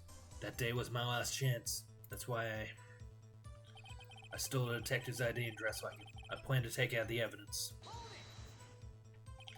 Why did you disguise yourself as Detective Goodman? If I didn't make him look like Goodman was carrying out the evidence transfer, I'd be arrested for stealing evidence, which wouldn't get me anywhere. So you did it to fool the security camera. And the detective's ID card? I stole that the morning of the incident. So that really was why Goodman started filling out that lost item report. I returned his ID card, left it on the floor in the prosecutor's office parking lot. The ID card I found wasn't left there by Officer Marshall. So essentially, you managed to succeed despite your lack of foresight. What do you mean, partner? I mean the fingerprint activated lock, of course. No matter how well you disguise yourself, you can't change your fingerprints. Under normal circumstances, you wouldn't have been able to open that locker yourself. But he could because a rubber glove just happened to get stuck in the door. That means Detective Goodman must have opened the locker before Officer Marshall. I wasn't expecting Officer Meekins. I knocked him out. You pulled a knife on Officer Meekins and tried to drive him off? Let's just say I was a little surprised. I only planned on being in the evidence room for no more than 5 minutes. Didn't think anyone would actually come in during that short time. Officer Meekins certainly is a 1 in a million type of person. Mistaking a detective for an intruder and demanding to be shown his ID. I'll have to think a little more about his raise this year. When did Edgeworth get so much influence? Anyway, he threw himself at me. I ended up cutting him slightly. I'm sorry it had to turn out that way. With me knocking him out and everything. By the way, what happened to your knife? Oh, you mean this one? I don't know what to say. So you knocked Officer Meekins out, and? You managed to escape. I knew which areas wouldn't be caught on the camera. So you did your research beforehand. Those who go into the desert unprepared don't live long, partner. I didn't think it would make a difference, though. The security tape is raised every 6 hours. If all gone as planned, no footage would have been left. However, you bloodied your coat in your struggle with Officer Meekins. If someone was in the security room when I came out, the jig would have been up. I opened my locker and stashed it in there. What was Officer Meekins doing that time? What else? He was sleeping like a baby. So what you're saying is, on that day, there wasn't any murder in the evidence room at 5:15. But the blood found at the scene certainly indicates a crime took place. What are you, blind? The victim shown on that tape is me, and I'm not dead yet, partner. So you stole the evidence from the locker? Actually, no, I didn't. Why not? When I opened the locker, the evidence was already gone. What? Mr. Edgeworth, where is that evidence? It's still missing, Your Honor. Detective Goodman's locker was already empty. Someone else stole the evidence. Officer Marshall, may I ask you one thing? Fire away, partner. It's a free country. Just remember, I'm also free to decide whether or not to answer. Why did you do this? Stealing a detective's ID? Injuring a police officer? This is no small offense. Moreover, you're an officer yourself. This will have serious consequences. It can't just be forgiven with a simple cut in salary. Not that salary cuts are ever a valid solution. Like I said, this isn't your case. This one is mine. And I'll do anything it takes to get an answer I'm satisfied with. The witness has an unusual amount of zeal. Let's hear more. I can't just forget the SL9 incident. You know why? That case was solved 2 years ago, wasn't it? That's the reason the evidence was stored in the evidence room. Joe Dock was convicted for his crimes. One thing I can say for sure is he deserved his sentence. I remember the Joe Dock case. It involved serial murders, didn't it? I don't intend to complain about how it turned out.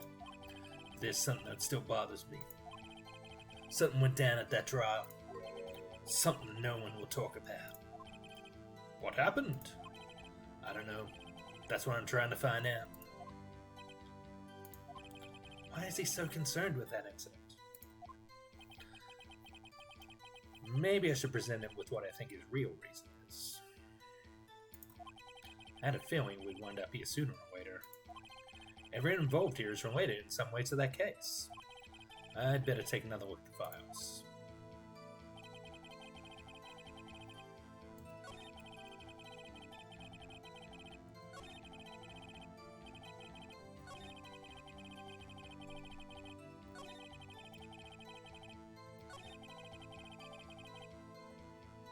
Alright.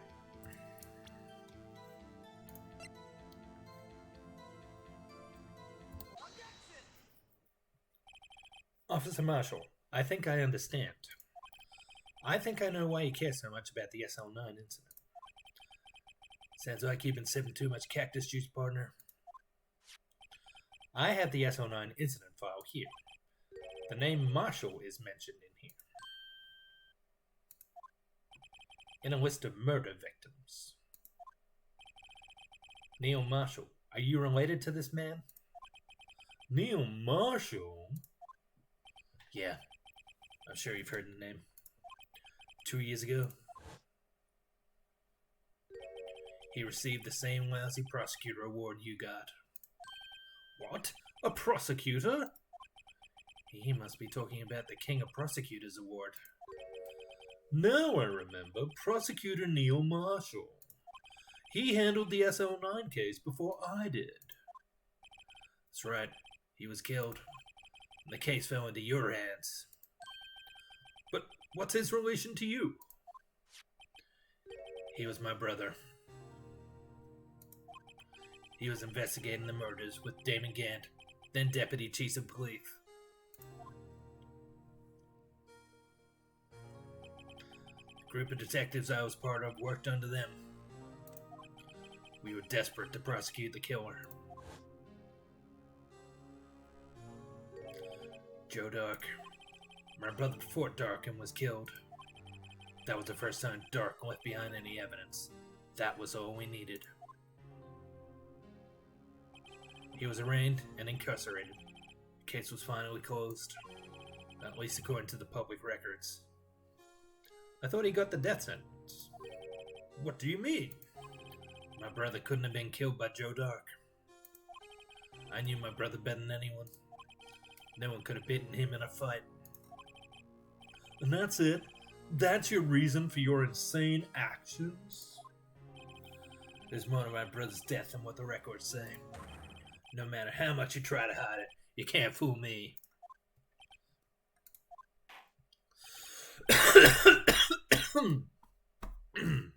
Well, at least one thing's for certain.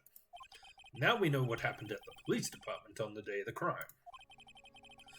That was the last day the SL9 case could be reopened.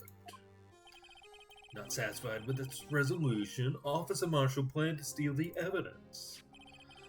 Disguising himself as Detective Goodman, he entered the evidence room. Officer Meekins confronted him, so he rendered him unconscious and fled. Yes, this mystery has finally been cleared up. No murder took place at the police department that day. The things that happen by chance never cease to amaze. At exactly the same time as the murder at the prosecutor's office, this fake murder was going on at the police department. Chance? It's gotta be more than just that.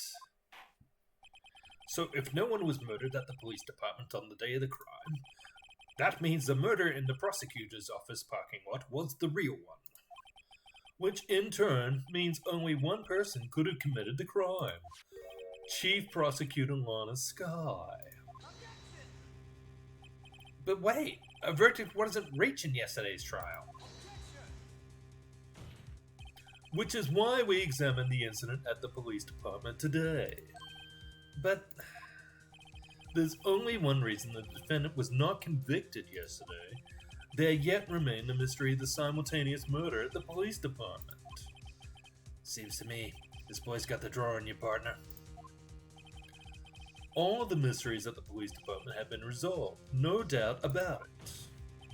Also, murder took place at the prosecutor's office. The only suspect is Lana Skye.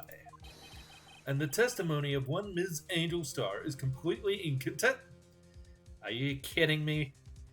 That testimony was full of holes.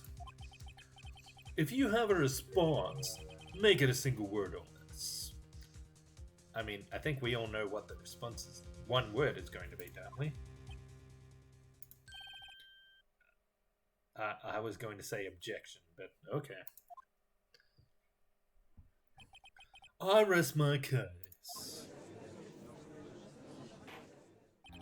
It seems this trial has reached its conclusion. There's no room for doubt. Well done, Mr. Wright. Thanks to you, I didn't need to waste my time disproving the alleged murder at the police department. There's no doubt what I proved today is true. The apparent murder on the security camera's tape was really faked. But I didn't realize that would end up proving Lana guilty. Now then, the time for the verdict has arrived. This court finds the defendant... Hold it! That time you came back.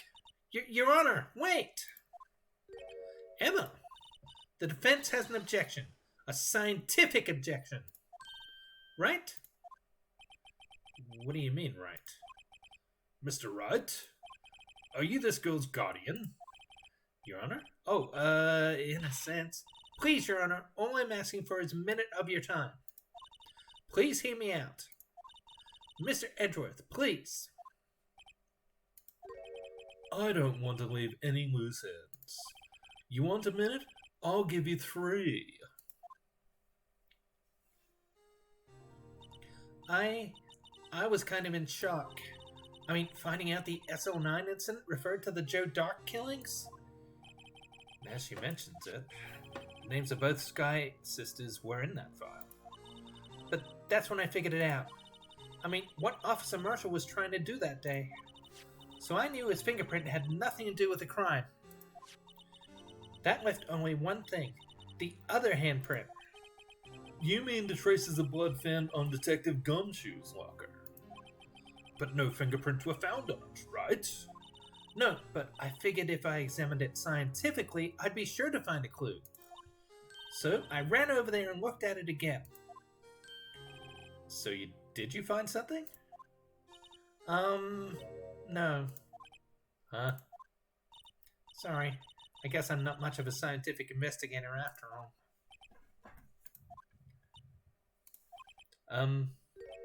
Is that all? Please don't be mad. I'm just a high school student. And I'm just an attorney. But Mr. Wright, those traces of blood are the only clue we have.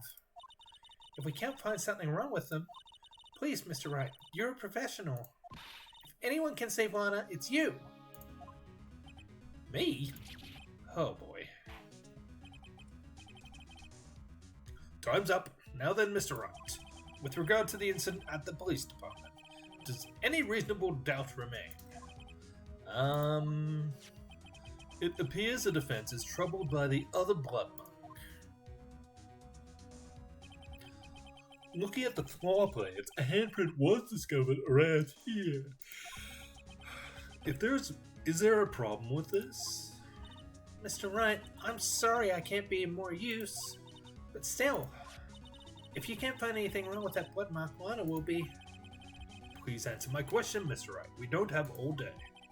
Yes, Your Honor. If I've ever need to concentrate, it's now. Alright, let's save again.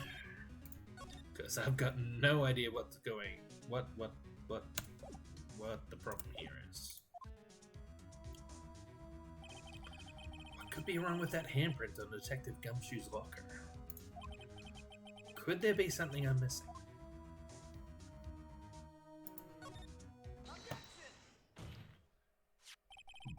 This handprint left at the crime scene clearly shows a contradiction. The only thing that seems clear is your grasping, Mr. Wright. You've been staring pretty intently at those floor plans. Tell me, is there a problem with them? Yes, this is strange. Take a good look at these floor plans. Something is missing. Missing? You mean something hasn't been drawn on there? Yes, something that, when drawn, will completely change the meaning of the blood mark. Let me guess. It's a blue badger. That's right, the blue badger, it would have been standing in front of Detective Gumshoe's locker. So there is no reason why the blood print would have been there. He wouldn't have been able to touch the locker because the badger was in the way, which means the blood stain must have already been there before Meekins and Marshall went into the evidence room. That's it, isn't it? Let us pray the defense isn't simply trying to buy time. Very well, Mr. Wright. With all this evidence here, there's got to be something I can use. The question is, which item can prove something is missing in the floor plans?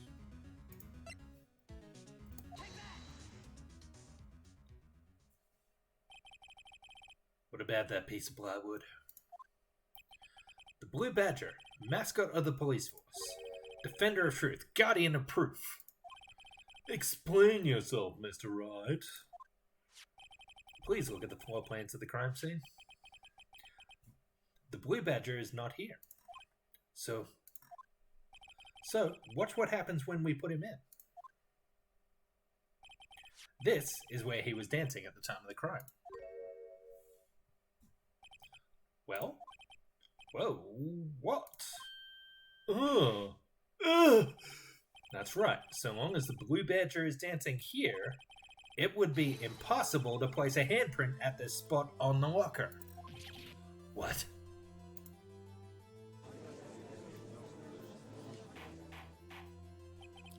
So that means... just exactly what does that mean? It means it can't be done. What are you saying? Blood traces were undeniably found on that locker. Don't look at me, I didn't put it there. Mr. Wright, think it through scientifically. Emma, on that afternoon, Officer Meekins was the one who brought the Blue Badger to the evidence room, right? After you put it down, it would be impossible to leave a handprint on that locker.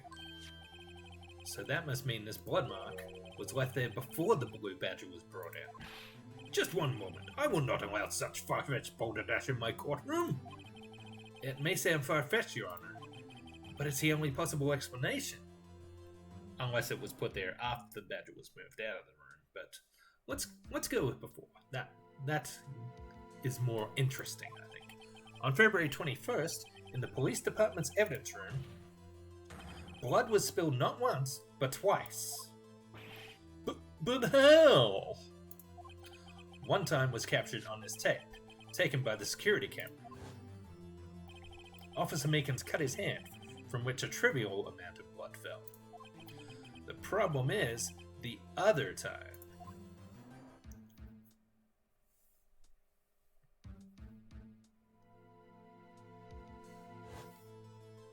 Someone bled prior to the struggle shown on this tape. It had to have been Detective Goodman when he was really murdered. That's ridiculous. I refuse to accept your absurd claim. The murder portrayed in the security tape has been proven to be a fake. However, that does not explain the blood mark found on the locker. So much objecting and banging. So then, assuming this murder you purport really happened, when did it take place? I demand you show evidence that proves when it occurred. When did the first incident occur? To summarize, the defense claims that prior to Officer Meekins being cut by Jake Marshall, who was posing as Detective Goodman, another incident took place in that evidence room. That's right, the blood mark on the locker proves this. Very well, then tell us, when did this first incident occur? As Mr. Edgeworth said, proof must be presented. Proof that shows when the murder took place. Well, there's only one piece of evidence that can show that. I agree. Now then, will the defense please present its evidence? What shows us when the first crime took place?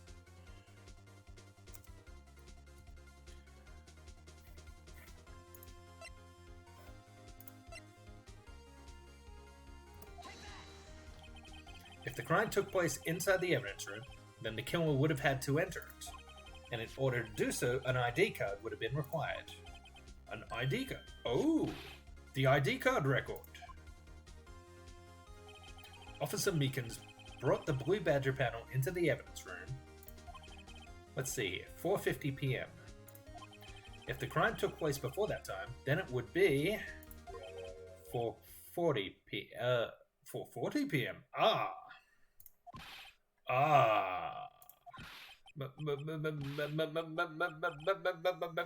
Miles Edgeworth, just what have you done? Never would have figured you had the nerve, boy. Drop the act, witness. It doesn't take a lot of thought to figure out it couldn't have been me. Nope, I ain't getting it. I'm afraid I don't understand either. It's clear from the luminol test that blood was there. However, when the second crime took place, both Officer Meekins and Officer Marshall failed to notice the blood. That means the blood from the first crime was wiped away by the real murderer. I would have had just 10 minutes to murder the victim, carry his body away, and clean up the blood. Unfortunately, that's physically impossible. That would mean the crime must have taken place before Mr. Edgeworth entered the evidence room. Well, let's look at the chart again. There's only one other card remaining. 7777777. Talk about a lucky number. But wait, that doesn't make sense. How could Detective Goodman have entered the evidence room? Well, since there's no record of his card being used beforehand, he must have entered along with the real murderer. That's the only plausible explanation. He went in with 7777777. Mr. Edgeworth, please look into this ASAP. Find out whose ID number is 7777777. That's 17 too many, Your Honor. Unfortunately, I'm unable to look up the owner of that ID card. At least at present. What? Explain yourself, son. The ID number 7777777 belongs to someone with a rank of captain or higher. Wow. Do we think it could be the police chief? Someone who is a so-called executive officer. We don't have the authority to inquire into such a person's identity. But that's ridiculous. Just how? I'm not finished talking, Mr. Wright. There is one situation in which we can be granted such authority. If an official charge filed against an executive is accepted. An official charge? You're on like, aren't you? With your cover-ups and your forgeries. That's how the prosecutor's office operates. I take pride in my work, Officer Marshall. I would appreciate it if you would keep your slander to yourself. Slander, is it? Okay, let me ask a question. Yes? No, not to you. To her, the defendant sitting over there. Your own little executive. Lana? Don't be stupid. She's been charged with murder. Of course we've looked up her ID number. And it's not 7777777. Don't play with me for a fool, partner. That's not what I want to ask. All I want to know is one thing about that incident. The SL9 incident? Answer me this, Chief Prosecutor. In that trial 2 years ago, did you really only use legitimate evidence?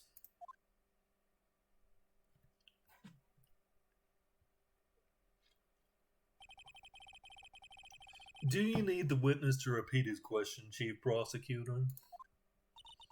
I heard him fine, Mr. Edgeworth. 2 years ago, I was in charge of the prosecution for that trial. At the time, occasionally, we felt the powerlessness of the law. At least, I did. Oh. Lana. I became prosecutor in order to suppress crime with the law. But before I realized it, we were the ones being suppressed by the law. Defendant, just what are you saying? I'll ask you again, Chief Prosecutor. During that trial 2 years ago, did you really present all the evidence in court? Can you look me, an investigator in that crime, in the eye and say that you did? Chief Prosecutor, you didn't! I don't have to, Officer Marshall. Why won't you answer him? Drastic crimes require drastic measures. That's just the way it is. We did what we had to, in order for him to get the verdict he deserved. But Lana! Even if it involved forging evidence.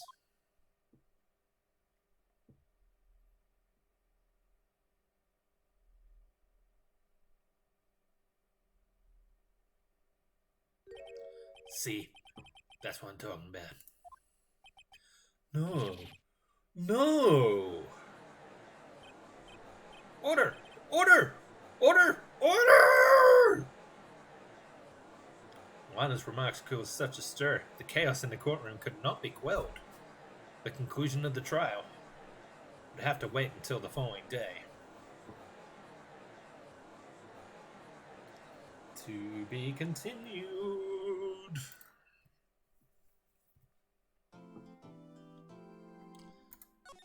Alright.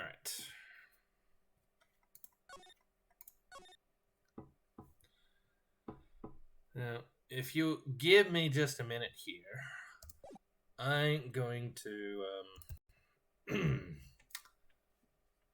try and get this back on the window I want it.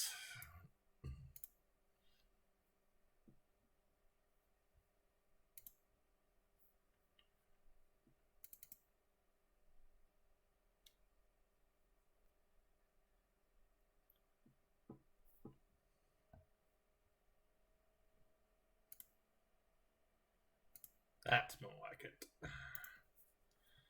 Okay.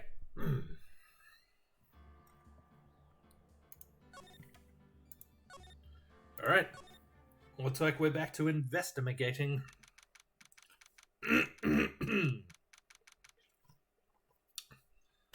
Just give me a second. Let me see if I got a lozenge.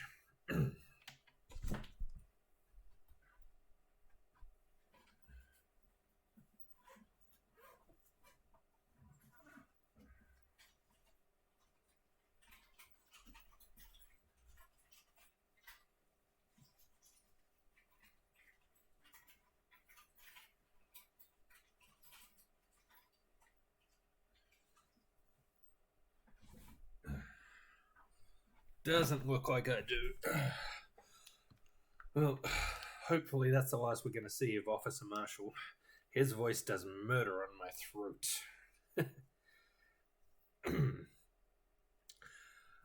When the to be continued pop up while my friend was streaming, we always reference that gag in the Simpsons movie where it was said it to be continued immediately.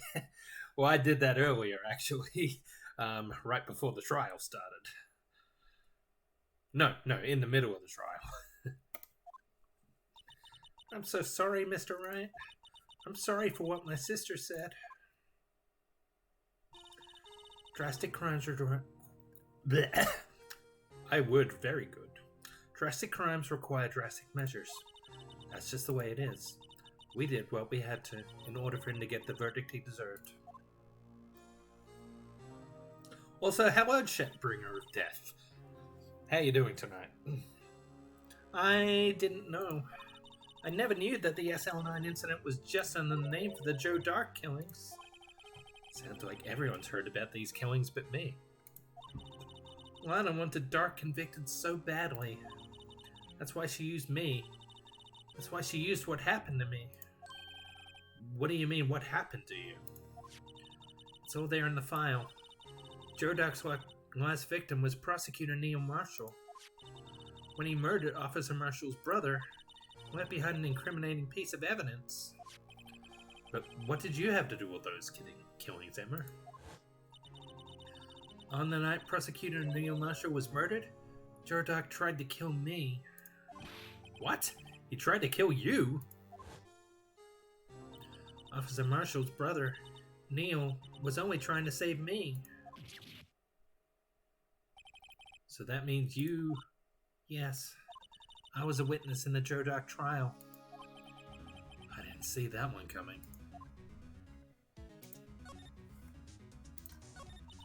It happened 2 years ago. It was right about this time of the year, too. Well, of course it was. It's 2 years ago. The case being closed. It was a terrible thunderstorm that day. Unusual for the season. I was alone in my sister's office. We were planning to eat dinner together once she finished her work. Then suddenly, this terrifying man came bursting into the office. Joe Dark. It seemed like he was running from someone. He pulled out a knife and screamed at me. I didn't know what was going on.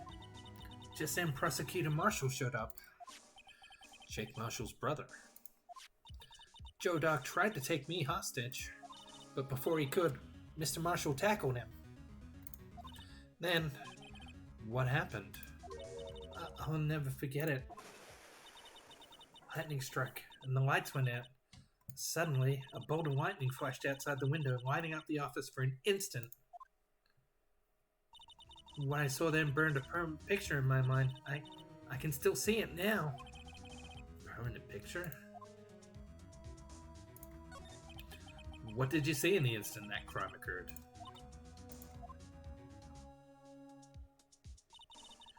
Dark knocked down Mr. Marshall and raised his knife. Neil Marshall was stabbed right in front of this poor girl. I don't remember what happened after that. Apparently I passed out. When I came to, Lana was cradling me in her arms. Poor Emma. You've been through so much.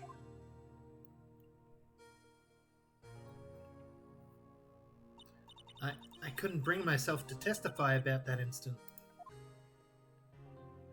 I tried, but the words just wouldn't come out. I drew a picture, but it wasn't any good. 2 years ago, you must have been 14. That's understandable.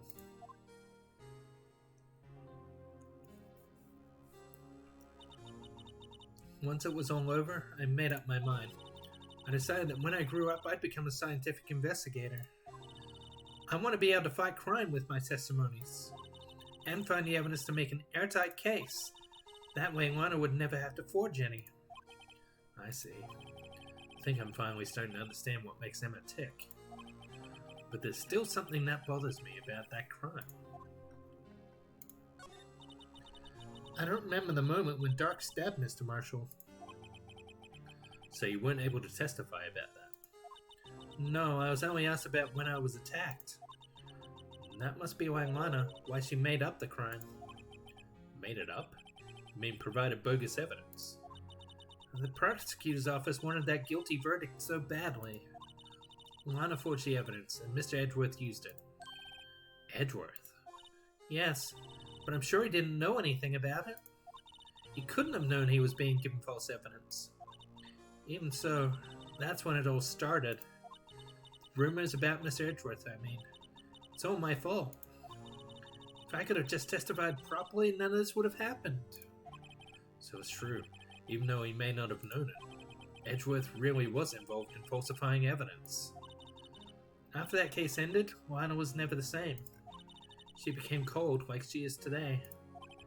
She must not have been able to face up to what she did, especially not to Emma. There's something that's puzzling me, Emma. What is it? You said you were in Lana's office at that time, right? That's right. Why then would a serial killer come running in there? Not only that, but he was being chased by a prosecutor. Oh, there's no mystery there. Joe Dark had been taken in for questioning that day. Taken in for questioning? You mean by the police? Of course. This happened at the police department.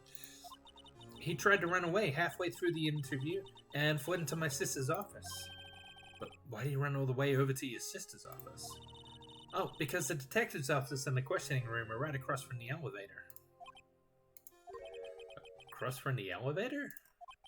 But Lana was the chief prosecutor, wasn't she? No, silly, didn't I tell you? 2 years ago, Lana was a detective. She was the best in the entire force. What? That's news to me. After the Joe Dark case, she was transferred to the prosecutor's office and made chief prosecutor. Lana used to be a detective? I better have another talk with her. Alright, well, looks like I have clear instructions of where to go. Oh. I meant to go to the prison. Oh god, it's you again. Shouldn't you have been arrested for assaulting an officer? Howdy, Bambino. Oh, Mr. Marshall. Never thought things would turn out this way when I woke up this morning. Que sera, sera. You never know when life will lead you. Hey, Bambino. Should have known my luck had run out when old Billy dried up this morning. Billy? Must be his pet cactus. Say, where are you headed?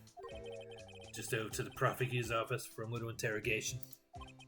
It's a voluntary appearance, but we all know I won't be coming back. Sorry, but you can't go in the evidence room today, partner. But, Mr. Marshall, why did you do it? Why do prospectors head west? If ever there's a case I need to know the truth about, it was that one. Before you turn yourself in, Mr. Marshall, would you mind telling us exactly what happened? Looks like it won't be getting us to take lunch today.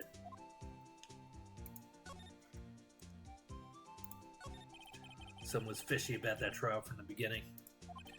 It wasn't just me either. All the detectives thought so. What do you mean, fishy? Some of the facts reported were inconsistent with the evidence we found. For example, the murder weapon. The murder weapon? You mean that switchblade knife with the broken tip? That was Joe Dark's, alright. But in the initial autopsy report, a question was raised. A question? Blade and knife was not a perfect match with the wound the victim sustained. What does that mean? It means there is a good chance that knife was not the murder weapon. However, in the report that was finally submitted, that possibility had been erased. Could the facts have been concealed with forged evidence? That case left behind scars on all of us. Scars that the SL9 had so left behind. There was something going on behind the scenes in that case. We all knew that later.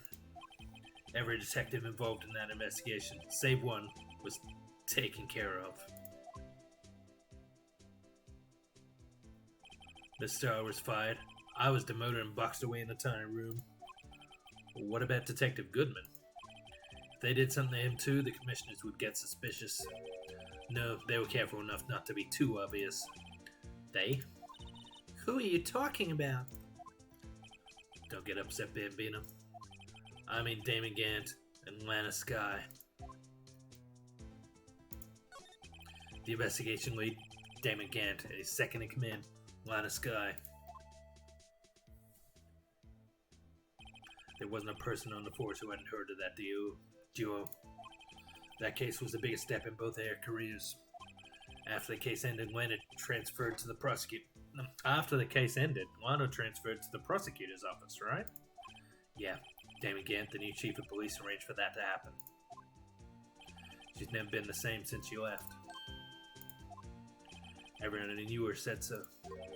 Chief Prosecutor Skye was totally different when she was a detective. Now that you mention it, Emma said something like that too. Tell me, what happened to my sister? Sorry, Bambino, but her secret is too well guarded. I never found out. Lana's secret? It all started 2 years ago. I got the looks, but he got the brains. He was one of the best prosecutors around. I just made detective when it went down. That was our first case together. How old was he, your brother? He was 27 at the time. He was awarded the highest honor that very day. The highest honor? You mean the King of Prosecutors? I knew it. What are you looking at me like that for? That's an honor for a prosecutor. Mr. Marshall must have been really close with his brother.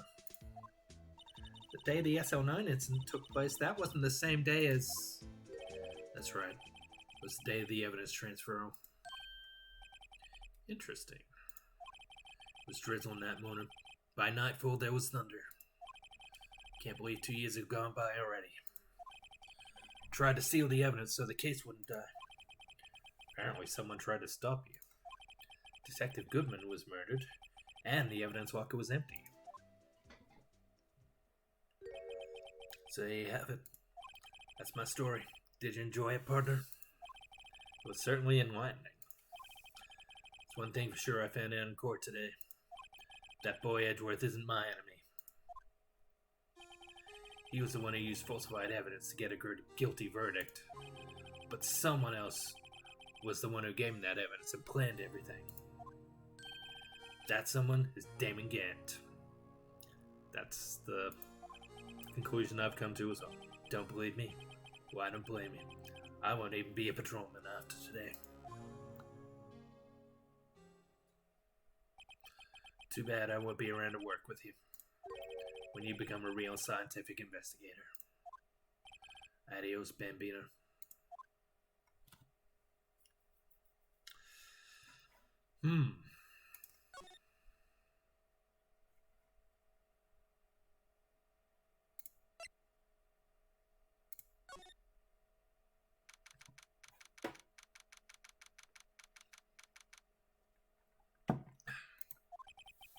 I don't see Detective Gumshoe anywhere. Things are getting kind of quiet around here today. You're right. Chief of Detectives seems the same, no? Why don't we go look for some other people to talk to? Right. We can come back here later. That's where I wanted to go.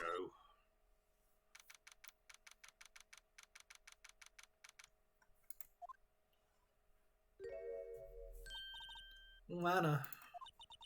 Mr. Wright, it seems I keep causing you trouble. Falsifying evidence. I didn't think you were the type. Criminals don't mind playing fair. Why should we?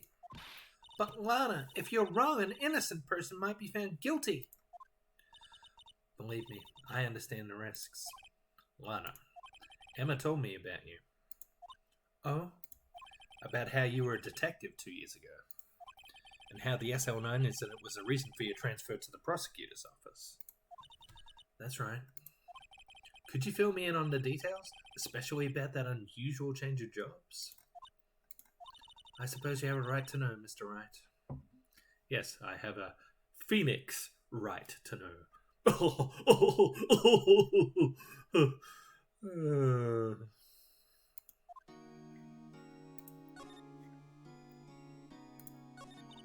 It's true. I was a member of the police force 2 years ago. She was amazing! They still talk about all the cases she and Chief Gant cracked together. Chief Gant?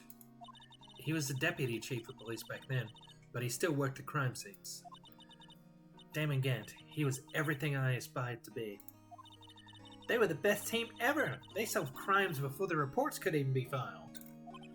Emma really idolizes her big sister. But now you're chief prosecutor. What happened? I always planned on becoming a prosecutor.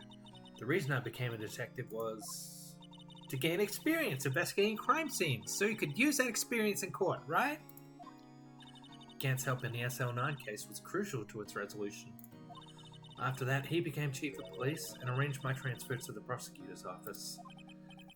Maybe I should ask more about this investigation of theirs 2 years ago. What a revelation to have uncovered at the trial today, not the least of which was the fact that this case is largely connected to another one 2 years ago. Evidence from that case was stolen as well, though I expected as much. I know how obsessive Officer Marshall can be. That trial, it really wasn't fair, was it? I believed in you, Lana. I believed that no matter what happened, you'd always stick to the truth.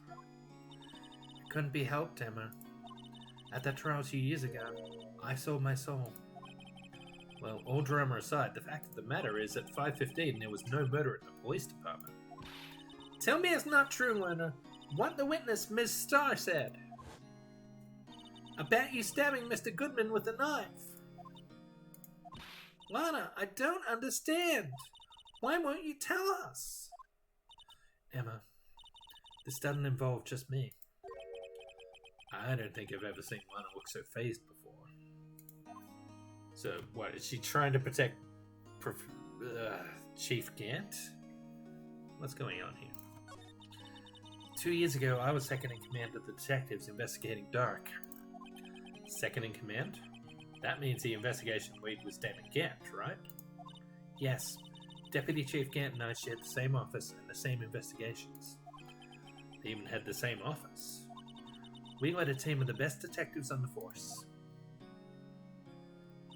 Detective Goodman, whose case it was, Jake Marshall, and Angel Starr. It was the first time Marshall worked with his brother. He was quite gung-ho.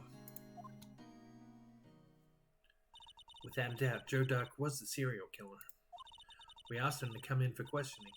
We were desperate for evidence. That was when his final murder took place.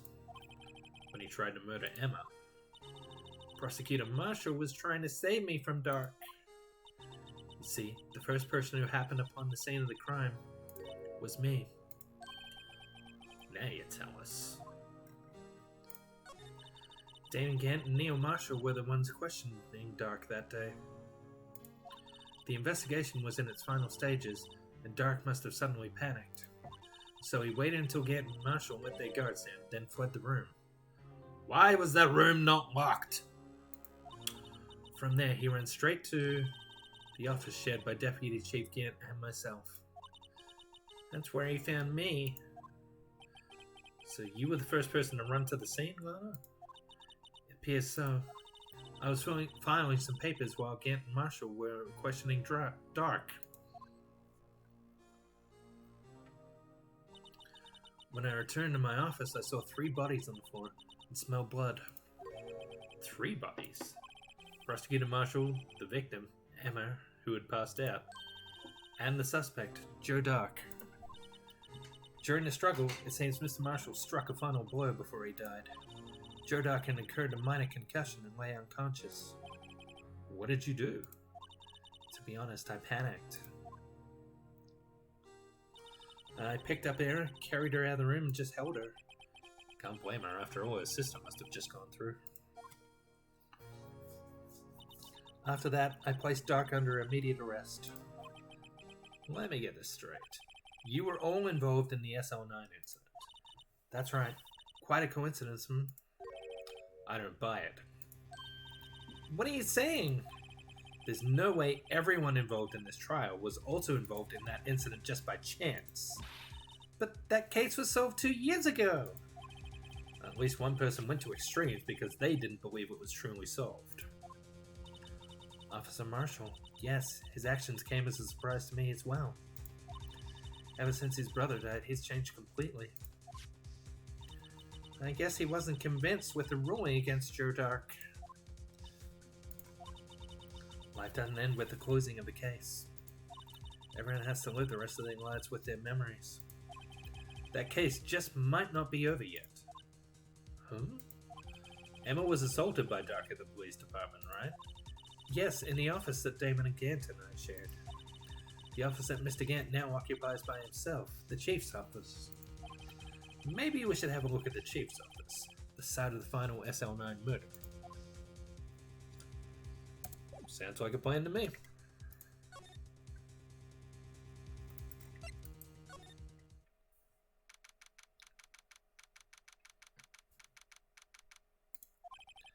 This place is always pretty empty, but today it's deserted. That must mean everyone's busy solving crimes. Oh, if you're looking for the others, they're all in the conference room. Thanks. Wow, he actually talked to us. With the chief prosecutor saying what she did and the decision about what to do about Mr. Edgeworth, not to mention our statement to the media in tomorrow's trial, there's more chaos going on than Thanksgiving and Christmas put together. I think festive is the word usually used for those. Sir, we'd like to have a look around Chief Gant's office. I'll just use the connecting hallways to the other building and take the elevator to the top floor. Really? You mean it's okay for us to go in there? I mean, we aren't police officers or anything. Hey, you're right. You can't go in there. It's off limits. Now I see where Detective Gumshoe gets his unique charm. Well, what are we waiting for? Let's head to the chief's office.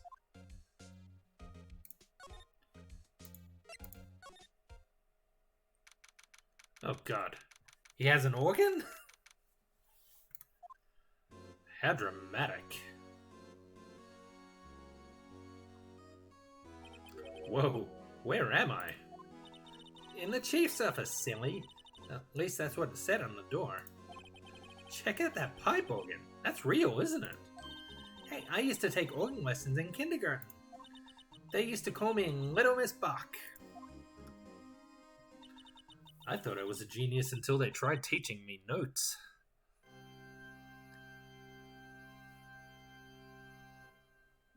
I never could remember where C was. Oh, that's you two. Chief Gant. He put that paper he was reading in his desk. So, Writer, have you been swimming lately? No, I haven't. I've been kind of busy lately. I can appreciate that. I've had my hands full too, with Mr. Marshall's misconduct and Lana's provocative statement. Provocative statement? Oh, you mean about the forged evidence. 2 years have passed since that incident. My, how time flies. See that big picture on the wall over there?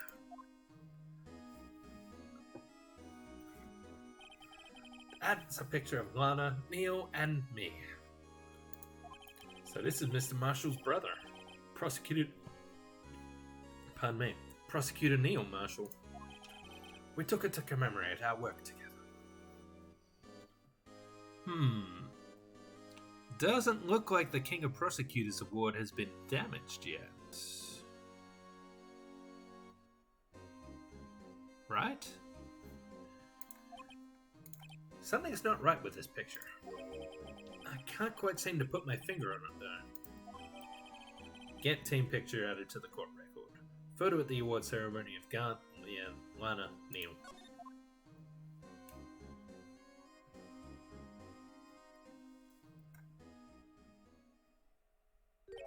Anyway, I'd like to reminisce all day, but there are matters that need my attention.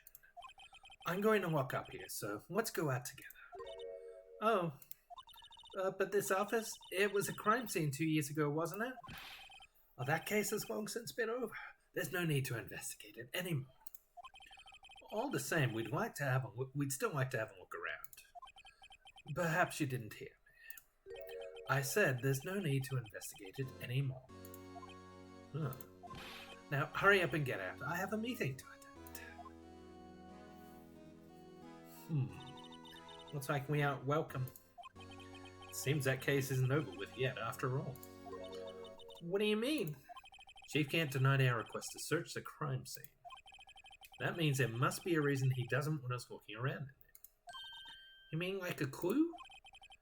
There's got to be a way we can get inside the chief's office.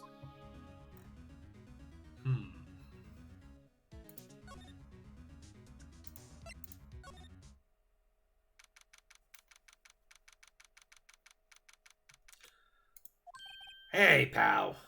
I was hoping he'd show up. Detective Gumshoe, aren't you supposed to be in a meeting? I'm, just taking a breather. My feet hurt. From sitting so long? Actually, from serving everyone coffee. Sounds like Detective Gumshoe's still out of the loop. Say, have either of you seen Mr. Edgeworth? Edgeworth? No. Why do you ask? He's under fire from the police department and the prosecutor's office, both. It's almost like the battle's between you two in court. That sounds serious. Is it because of what my sister said? That's basically what it all boils down to. That falsified evidence 2 years ago. Now Mr. Edgeworth has a whole world after his blood. Yikes.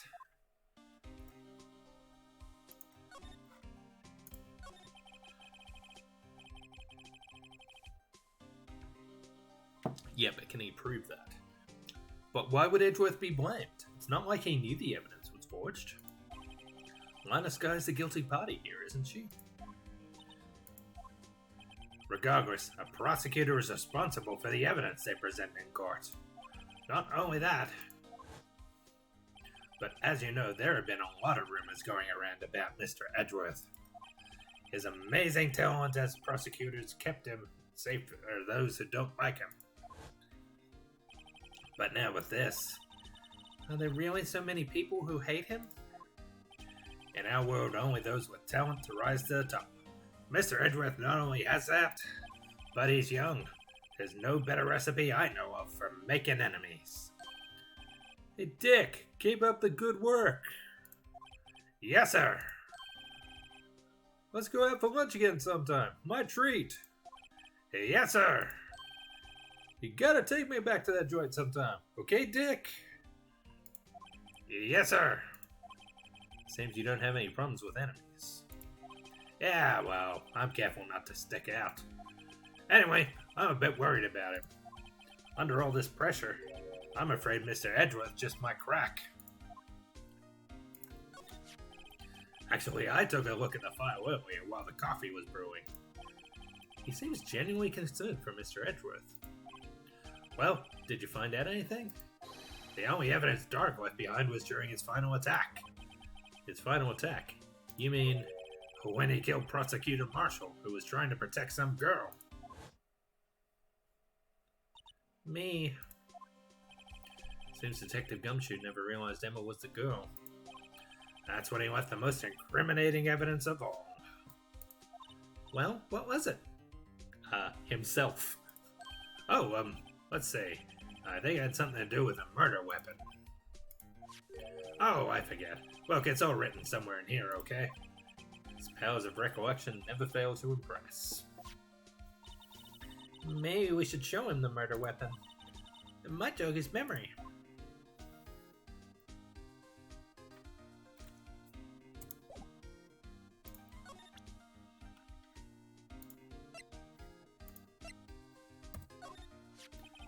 About this.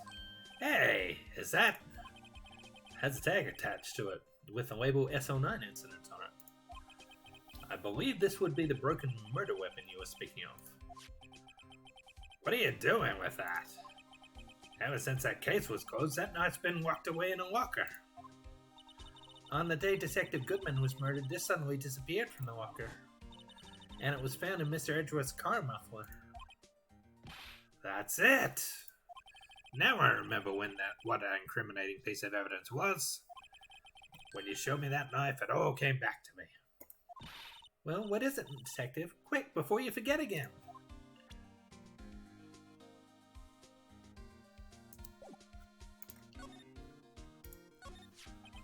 This knife, it was Joe Dark's, wasn't it? That's right. We traced it back to the storyboard of that. Plus, it had his fingerprints on it, too. But no one actually witnessed him using it to murder anyone, right? That's where his luck ran out. When you take a good look at the knife, you'll see it's broken. You don't have to take a good look to notice that. Yeah, well, anyway, take a guess where the broken off tip of the knife was found. That's what did him in. Where was it? The victim, Neil Marshall, was carrying it inside his own body. It was found deep inside the stab wound. Did it match Dark's knife? You bet, down to the last fiber. That's pretty conclusive. Neil's autopsy report added to the court record. Stabbed in the back, died from punctured heart and lung. Knife tip was in the wound. Switchblade knife updated in the court record. Broken tip was found in the victim's body, belonged to murderer Joe Dark. Joe Dark was 42 at the time of the crime. It was just your run-of-the-mill businessman. A businessman? What made him take to serial killing? Well, one day on his way home from work, he hit someone with his car. With his car? So it was an accident? An accident, yes, but it transformed him into an animal. An animal? He killed a man that witnessed the accident. Then he killed a lady who saw the second crime. Kig walked by just then, so he killed him too. Then when he was burying the bodies, a jogger came upon the scene and was killed as well. Finally, he turned himself in. Seems a pretty careless animal. Of course, this is all conjecture. There wasn't a single shred of evidence. So he turned himself in. Yes, but in the middle of his questioning, he fled and murdered his final victim, Prosecutor Marshall. That crime was witnessed by someone too, but luckily Dark was arrested on the spot. It's a good thing that last witness wasn't killed. That last witness, aka Emma. Well, there you have it in a nutshell. That's all I know. Can I ask you one more thing? What is it? If it's money you need, you should ask Chief Gant. It's not money, but it does concern the Chief. His office is a crime scene, right? It's where Prosecutor Neil Marshall was murdered. The Chief's out now and his office is locked. But we'd like to have a look around if that's okay. Well, any detective's ID card can unlock the door. What? Really? But if I let a civilian in there, I'd be charged with breach of trust. Breach of trust? Simply put, I'd be canned. Oh, sorry, pal. I don't plan on getting fired because of you. How about this ID card? It was Detective Goodman's. Oh, that won't work either. The data was deleted the day he died. Oh. So in other words, Gumshoe is our only chance at getting into that office. I wonder if there's something we could show him that would make him change his mind. Is there? Because Goodman's ID card was the way I was leaning as well.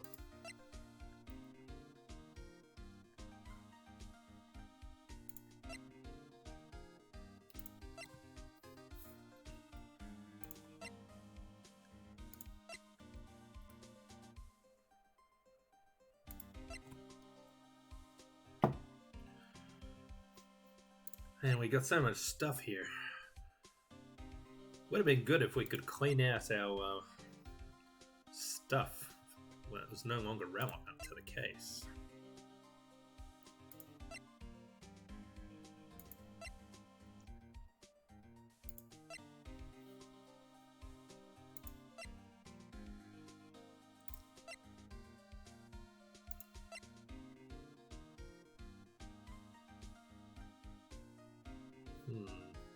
Maybe this?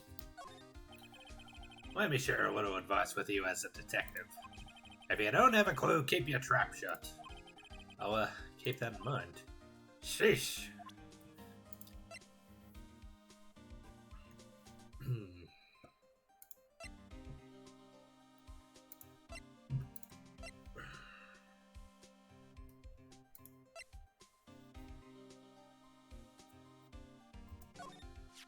This has got to be something.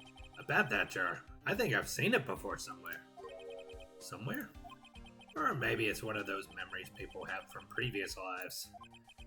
This must be the most uninformative detective I've ever met. Something about it makes me feel uneasy.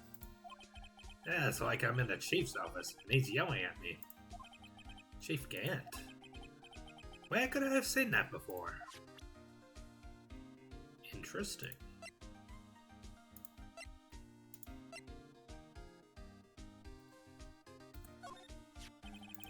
I've been studying up on those files. There's nothing wrong with Mr. Edgeworth's presentation. To think people are accusing him of injustice. I for one ain't buying it, pal. You're looking into the case for Mr. Edgeworth? Yeah, it was a pretty big deal while it was going on, you know. After all, a serial killer was on the loose. But Lana was pretty clear in her confession. She forged evidence in order to prove Joe Dark guilty.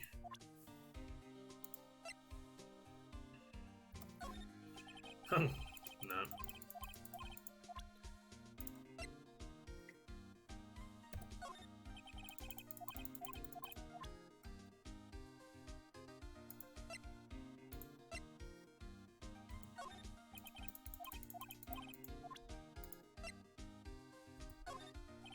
I can't believe Officer Marshall would do something like that. You know Officer Marshall? Of course I do. He was like a mentor to me. That explains a lot. When I first started out, he even gave me a small cactus.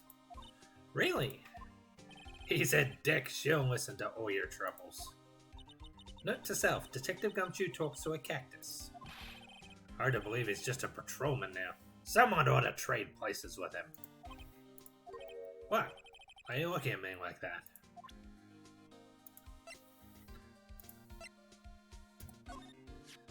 No locker can be opened without a fingerprint match. Besides, there's no reason for the murderer to touch his own locker. Hey, wasn't your locker the one with the blood on it, Detective? The handprint of the real murderer's gloved hand, without any fingerprints. Shh! If they come to arrest me, you'll defend me, won't you? If that happens, I think you'll do better pleading with Edgeworth.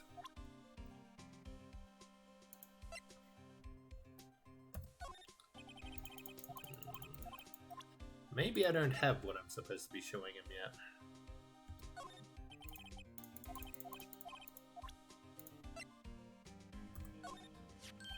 Oh, a lost item report, huh? Very impressive, Detective. You know it was right off the bat. That's gonna be from experience, isn't it? Wow, I am a master of misplacement, you know. Master, that is such a cool ring to it. The way I see it, if things are meant to be lost, then they're meant to be lost. There's a higher power at work here. Wow, a higher power. Maybe I shouldn't let Emma hold any evidence.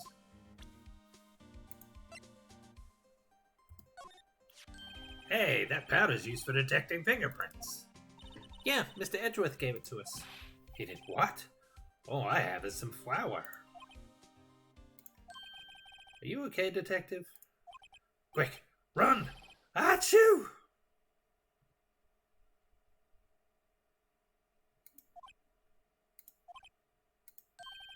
If it's any help, one time I took a nap on a bench with wet paint. Why am I not comforted?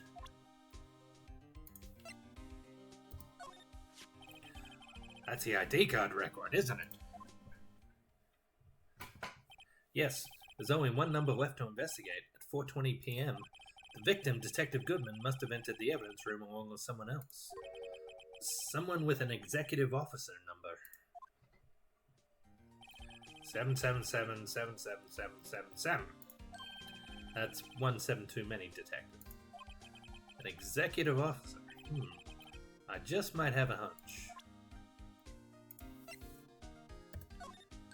Hey, I just bought some of that stuff. Now I can go around detecting blood traces too. Wow, is that a new type? I've never seen that bottle before. Add 3 inches to your base height. Base height? Let me see that. Looming tall. New and improved growth formula. What? You mean this can't detect any blood traces? Well, it's not quite the same thing as luminol. So that's why the lady at the counter had that smirk on her face. Sad. About this. Hey, is that... Oh, yeah, we already went through this, didn't we?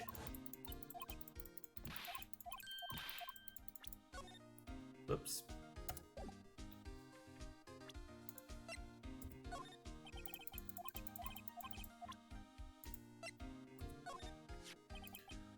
That's the photo Miss Starr took. Anything you can tell us about it? That Miss Starr is quite the lady. Well, I remember it was winter. I was 16. She was the only one who ever got me to talk about what happened. 16? That's how old I am now. I wonder what happened. I wonder if Detective Gumshoe wore a trench coat in high school too. Everyone seems to wear a trench coat in this series.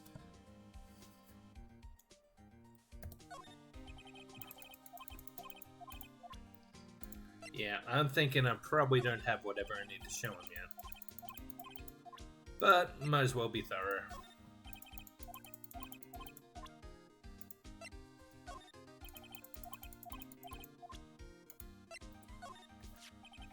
This guy almost made us lose the case today. What are you talking about? He was guarding the bloodstain on that evidence locker with his life. That's more than you can say about most officers nowadays. Sadly, he's not wrong. It would have saved us a lot of trouble if he hadn't guarded it so well. I have to admit, he's right though. Thanks to the Blue Badger, we were able to prove another possibility today. The possibility that another murder took place prior to 5:15 p.m. Found in Mr. Edgeworth's car, stabbed with Mr. Edgeworth's knife, huh? What would drive Chief Prosecutor Sky to do such a thing? Oh, wait, I didn't mean... I mean, sure, of course someone else really did it. Someone must have a grudge against Mr. Edgeworth.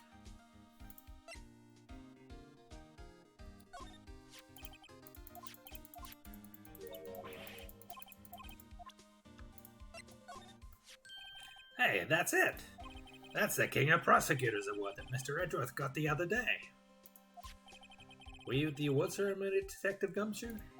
Of course, pal. I got an award for diligence myself. Ah, congratulations. I was wondering, why is the award a shield? And why is it broken? Hang on, let me just... Oh, no.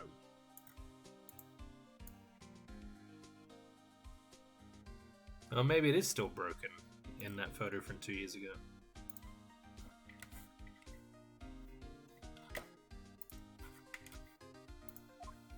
Oh, there's a reason.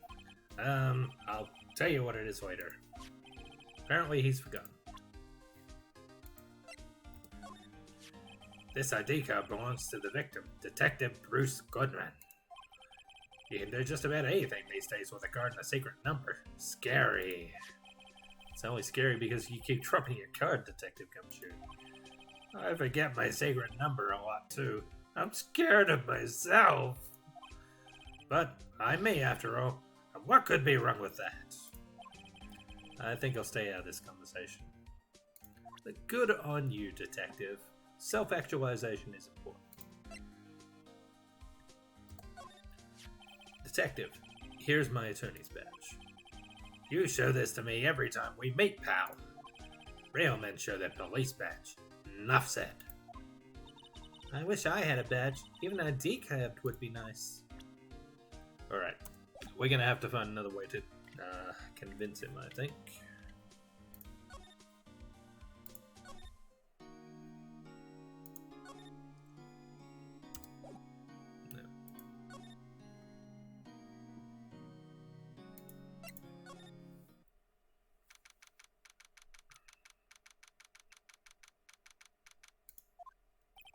No one's here today, not even Ms. Starr. Everyone's probably busy looking into what exactly went down in the evidence room. That must be where the detectives are. But we proved in court today that on the day of the crime, no one was murdered in the evidence room at 5:15 p.m. Yeah, I thought we were finally making some headway in our case. But instead, it looks like we just end up making Lana look even more guilty. Hang in there, Lana. I've got to find all the answers by tomorrow.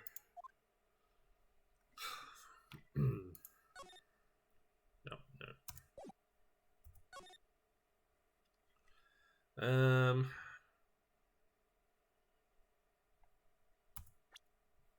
I wonder.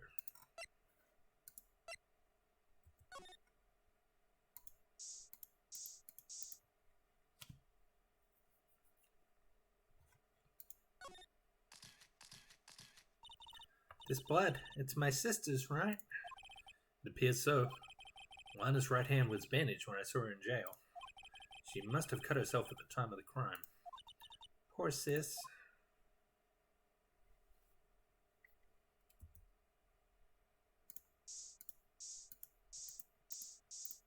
No blood on the car.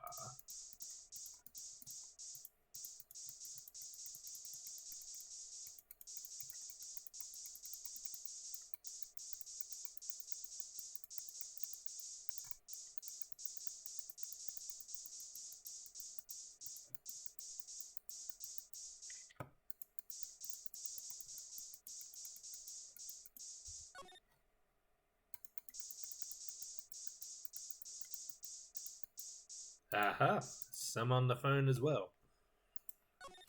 I guess that's from when Lana was trying to call for help. This must be from when Lana... No! My sister isn't the murderer! But she did call you, didn't she?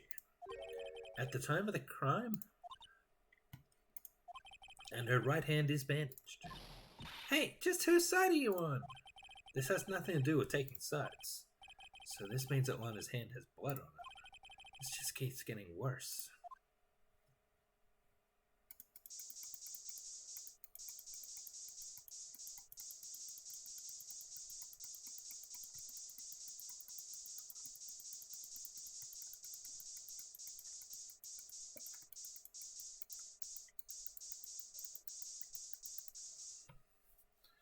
Alright. That didn't get us very far, did it?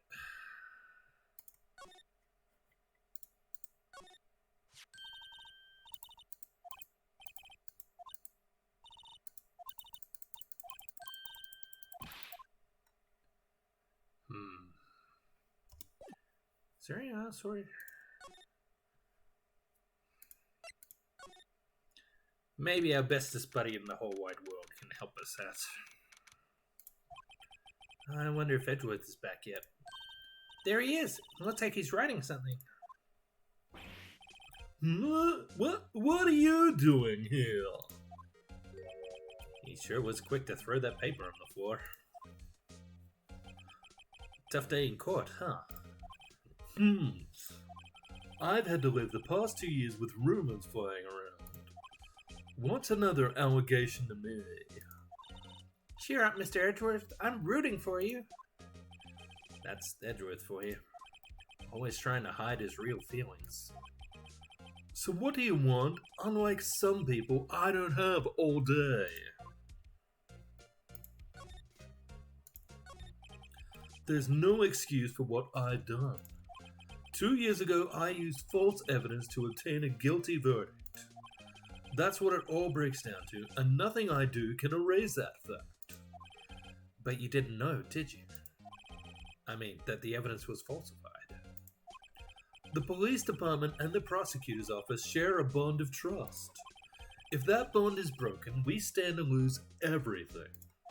The police department's error is my error, my responsibility as the prosecutor in charge.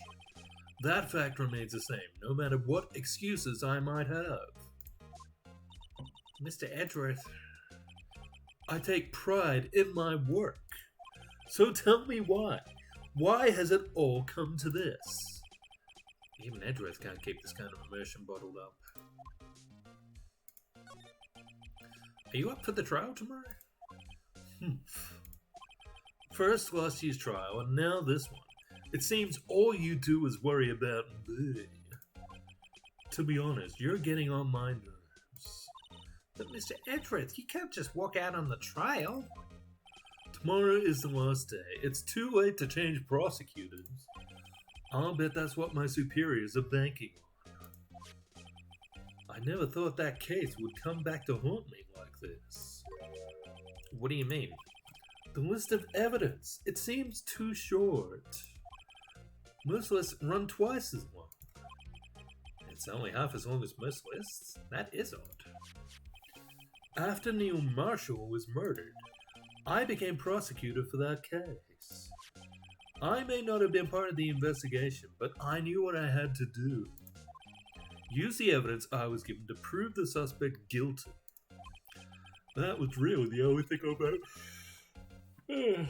my mind at the time. Say, we just saw a picture taken around that time. That picture, something seems strange about it. Yeah, alright, let's talk about that then.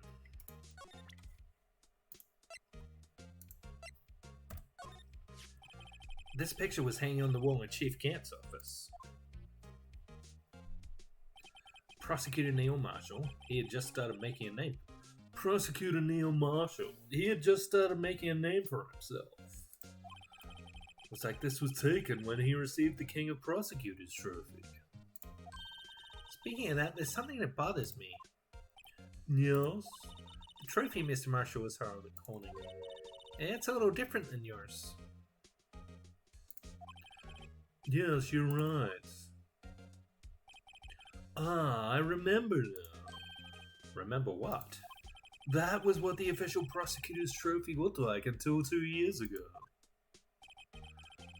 There's a story behind its design. A story? Sounds interesting. Would you mind telling it to us? It's simple, really. Contradiction. That's what the award's based on.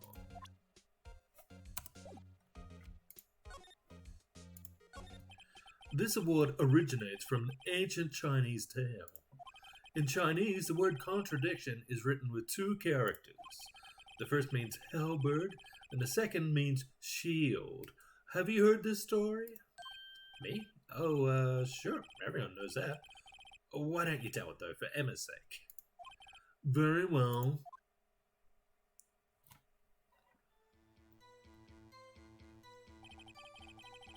Long ago in the kingdom of Chu, there was an arms merchant. One day, he presented the king with 2 items. The first was a halberd he claimed could slice through any shield or armor. The second was a shield he claimed could withstand any weapon.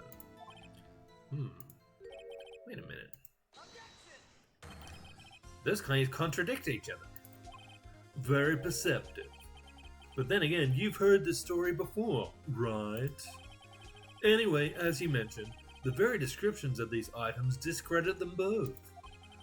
When the king pointed this out, the merchant was left speechless. And thus the Chinese word for contradiction was born. Oh, I see.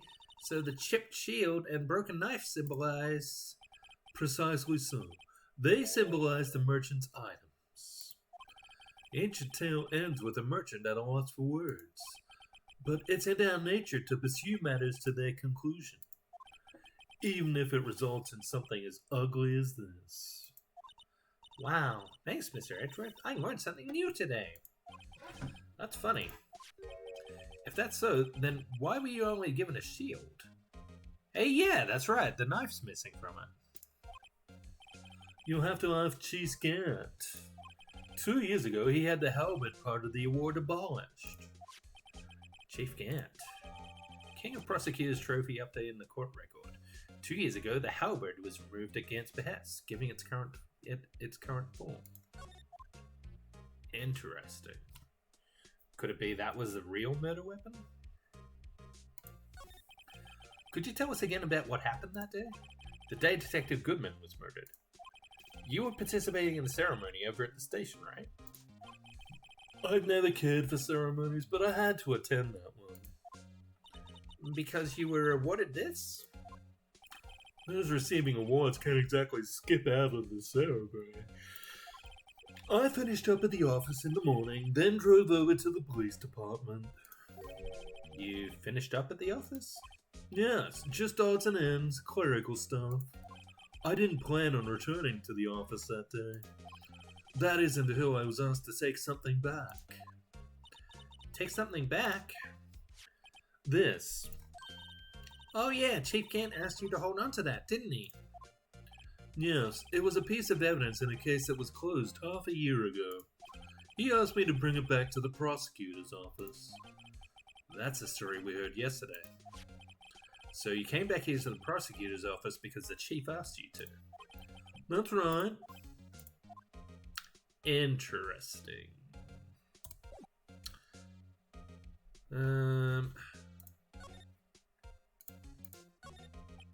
I wonder what he was writing before.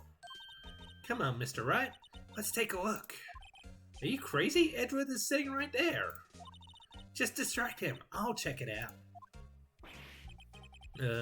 Hey, Edgeworth? Is that Detective Gumshoe at the window there? Oh no, he's falling to the ground! Hold on. First let me see what this girl's doing crawling around my feet. He didn't even look. What? Letter of resignation? If you're having trouble reading, I'll read it for you. It says letter of resignation. Resignation? Edgeworth, you don't mean... I'm tired, right? I feel as if something inside me has died. But Mr. Edgeworth, none of it is your fault. I know the path I've walked. You don't need to tell me. And the path I've walked hasn't been a just one. I can't forgive myself for what I've done. And no one else should forgive me either. Uh-oh. I think he's serious. Mr. Wright, please, you have to do something. It's a letter of resignation. I wonder if I can use it for anything. I think I can think of something. Letter of resignation. Edgeworth just got a letter of resignation. He's serious.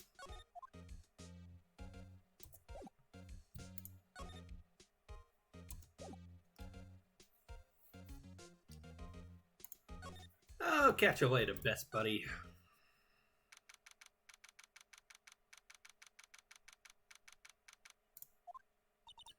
Excuse me. Oh, you again. I really had hoped we'd seen the last of it. Would either of you care for a quarter pound of roast beef? Miss Starr? I guess she's out on lunches. You certainly are the curious sort, aren't you? Kind of like the first person who sucked a cow's nipple to discover me. Oh my god. Why? Still, I never thought you'd go digging up that case from 2 years ago. Everyone in this trial was involved in the SL9 incident. Not only that, but the murder occurred on the very day the evidence from that case was due for transferal. This can't all be attributed to mere coincidence. Aren't you forgetting something? You know that little scene I happened to witness? The instant Wanda stabbed Detective Goodman with a knife. Yeah, I'm still not buying it. No matter how much of the past you dig up, it won't change what I saw. Roast beef is meant to be savoured when eaten. Miss Star's hatred toward Lana. It all dates back to 2 years ago. I really don't want to talk to her anymore. Joe Dark. That's a name I'll not soon forget. We trailed him for half a year. Oh, the pressure. Still, I don't think I was ever more alive than I was then. Those days were steamier than a bowl of hot gravy. Poor old Jake Marshall, though. Must have been going through hell. You mean because of his brother's death? They were close, those two. After Neil died, something took over Jake. He became obsessed. Seeing Jake like that made her all the more desperate. Her? Lana Sky. My sister? Best of the best were put on that SL9 case. Of course, they were led by that legendary duo. Lana and Chief Gant.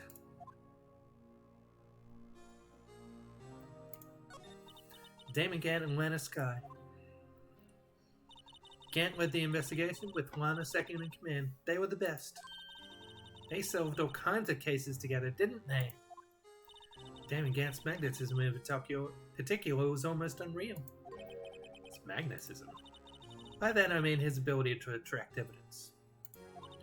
He'd produced the most incredible evidence in the cases he handled.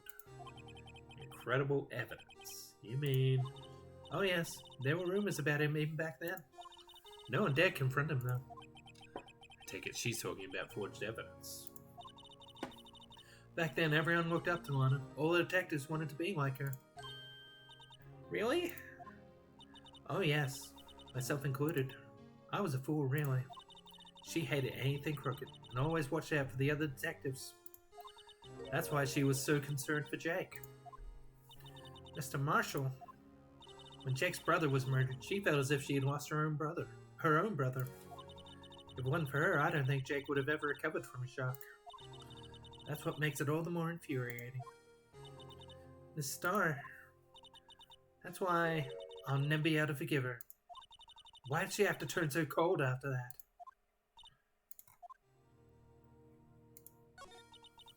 That legendary pair was the reason we were able to keep up our investigation. That's why we were so shocked over how it turned out. You mean with the forging of the evidence? Don't get me wrong, Joe Duck got what he deserved. Still, it was obvious the evidence produced in court was being manipulated. Items our team never found would suddenly appear, while other items were kept secret. But you don't have proof anything illegal was done. I'm proof enough of what happened. After that case, all of us save Goodman were relieved of our duties, most without even so much as an explanation. Then Lana Sky transferred to the prosecutor's office and became chief prosecutor. Lana always wanted to be a prosecutor. Nothing's quite as simple as it appears. Huh? Lana Sky was merely being used as a pawn. That's my take on the matter. She was being used. Lana transferred to the prosecutor's office 2 years ago, didn't she? Yes, thanks to Chief Gant's powerful influence. Chief. That's right. Having solved the SL9 case, his position as chief was secured. There was only one thing left for him to control. And then no one could stand in his way. The prosecutor's office. What? You mean that's why Lana was transferred? If he could control the chief prosecutor, he could patrol the prosecutor's office. That must have been his goal all along. But how could he control Lana? I don't know, but one thing's for sure. Ever since that case ended, she's never been the same. It's only logical to conclude there must have been a reason for her change. Last. I'm finally getting close to the bottom of this ugly mess. Thank you, Miss Starr. You listen to me, rookie. It takes more than just ingredients to create fine cuisine. I hope you turn out to be a better chef than I've been. Cool. Alright, I need to take a quick toilet break and refill my water bottle, so hold on for just a minute, everyone. I will be back in a couple of minutes.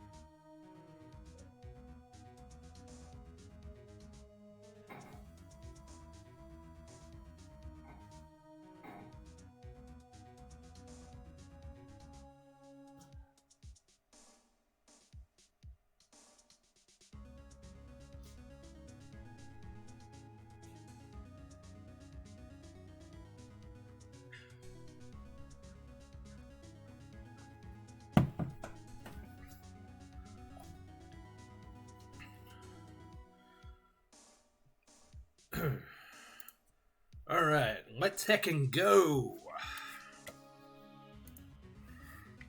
So I think we got what we need now to motivate Gumshoe.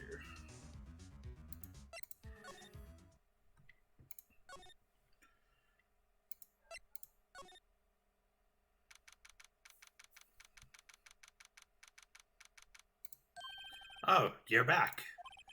You're still here? I gotta make 150 copies of these files. Brewing coffee, copying files. I'm turning into a regular DJ. You're a DJ as well? If I'm not mistaken, I think he means desk jockey. Oh, that DJ. I gotta admire your persistency, but my answer is still no. I'm not letting you into the chief's office, period. It'd be my neck on the line. That office is the last crime scene in the SL9 incident. I have to take a look in there. There's got to be something we can do to make the detective change his mind. I'm pretty sure I have exactly what we need.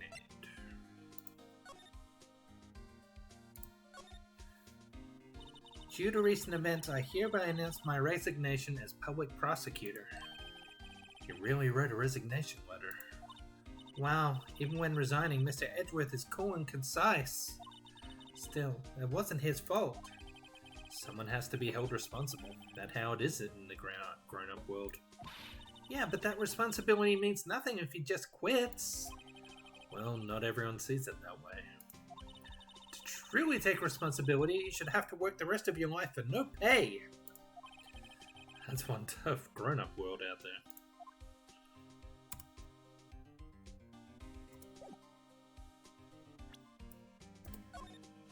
Take that! Oh, what's this crumpled up piece of paper? No way! Mr. Edgeworth can't be serious!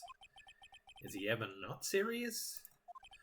I can't believe they pushed him this far. Mr. Edgeworth really feels responsible. When I first met him, I thought he was as cold as ice too. But I know different now. He trusted us detectives to provide him with sound evidence. But we betrayed him.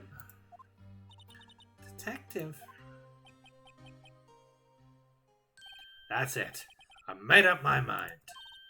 But... Here, take my ID card. We can't do that. If someone found out, they wouldn't let you off the hook with another lost item report. Look at me. It's no secret I'm already out of the loop. After all, I'm friends with Mr. Edgeworth. Depending on how this case turns out, I may already be as good as terminated. What? So at least let me do this, for Mr. Edgeworth's sake. Alright, Detective. Thank you. Gumshoe's ID tucked swiftly into pocket.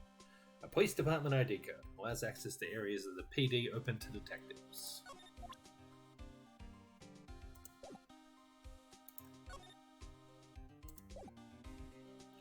Alright, let's do this.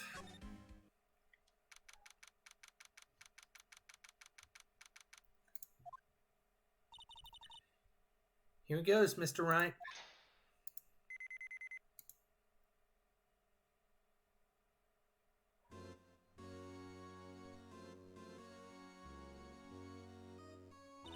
We're in. If anyone finds us now, Detective Gumshoe's a goner. If that happens, I'm counting on you to bail me out. Eek! Ah! Sorry, I thought you were a ghost. I didn't even know you could slap a ghost. Ah, Detective Gumshoe. What are you doing sneaking up on us like that? I wasn't sneaking. I was just worried something might go wrong. So I came to. If you're here, what's the point in giving us your ID card? Gumshoe's ID crushed and rendered unusable in pocket. Hey, don't do that to my card!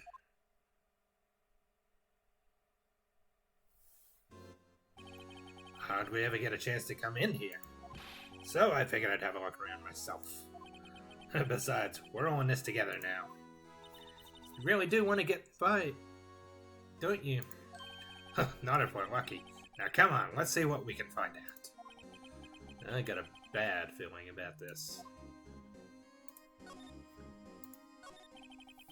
That desk on the other side of the room, was that your sister's?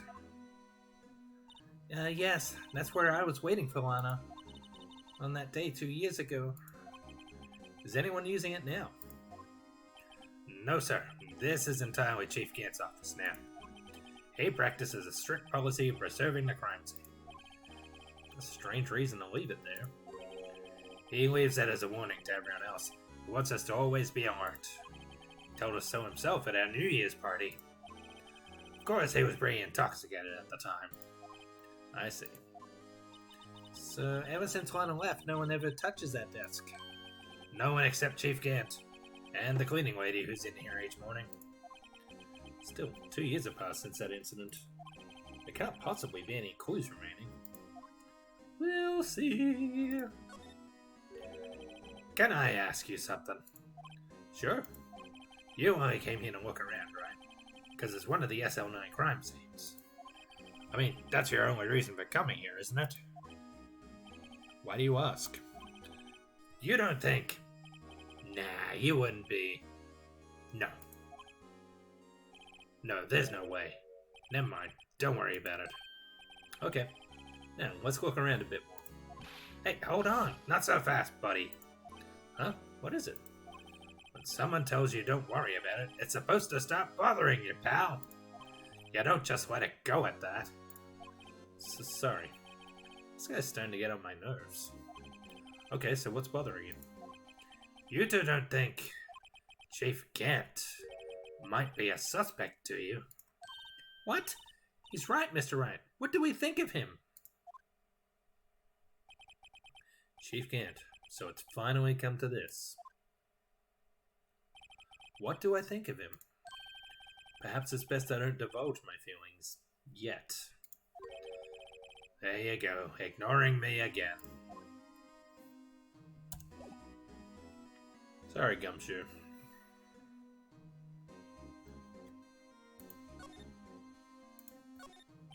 This is a safe, isn't it? Safe. That word is ripe with intrigue. Okay, if you say so. Yeah, it looks like a code needs to be entered in this panel to open it.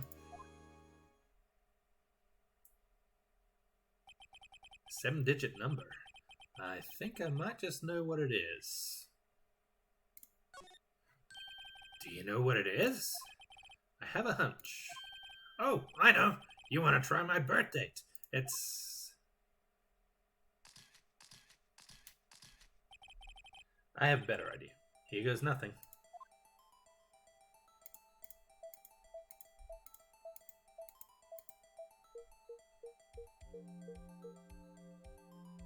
Hey! That's like a code an idiot would put on his airport luggage. Bingo.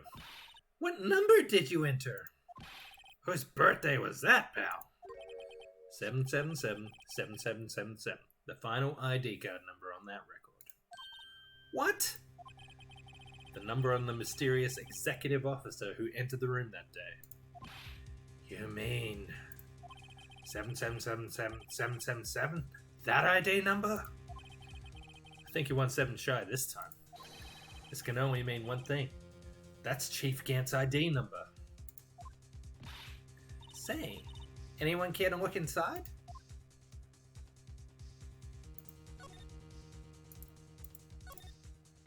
Is there any money in there? How much does he have stashed away? Look, it's a shard from a broken cup. It somehow looks familiar. Where have I seen this before? There's something else in here too. What's this? It's like a piece of leather cloth.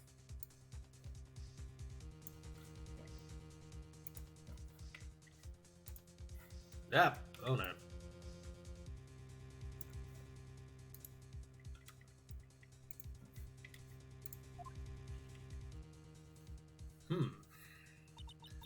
This is a handprint, isn't it? Hey, I saw someone wearing a shirt like that once. You think the chief made up the design? I don't think so. Oh, well, it was just a thought. Is that it? This is all that was in the safe? Apparently so. It's empty now. A piece of cloth with a handprint on it. And a broken shard from a cup. They look like pieces of evidence. Yeah, but unless you can prove they had something to do with this case, I'm afraid I can't just let you take them. After all, it's my neck on the line here. Great, now I have to prove their relevancy to get them. How are these two items related to the SL9 incident? Come on, there's gotta be something we should show the detective. I got a pretty good idea what.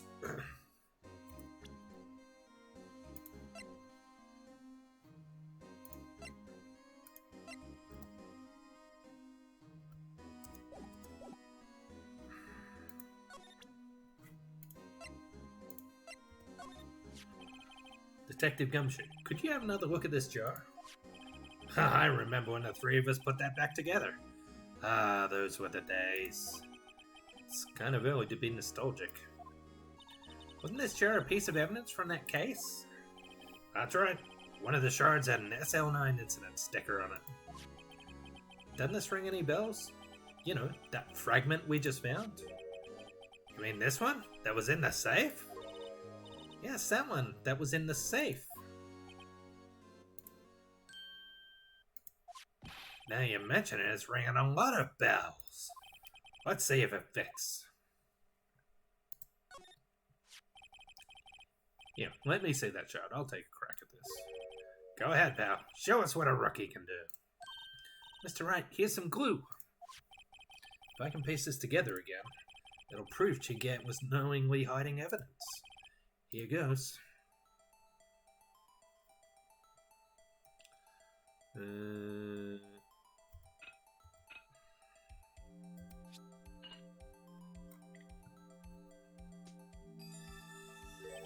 There.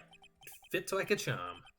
That, of course, means Chief Gant willingly and knowingly hid a piece of this jar in his safe. In other words, he concealed a piece of evidence from the SL9 incident. But, hey guys, get a load of this. What is it? This piece you just attached. It's different from the others.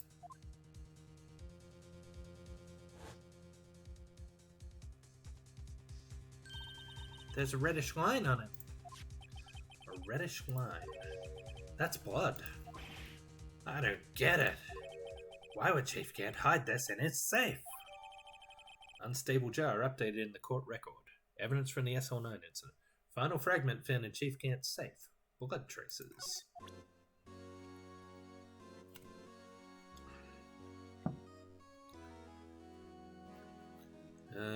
What about this? I can't believe us and Marshall would do something like that. Oh, no, we had this conversation.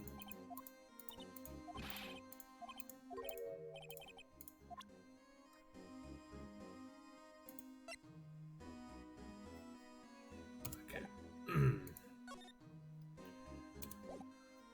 Alright, let's keep looking around here.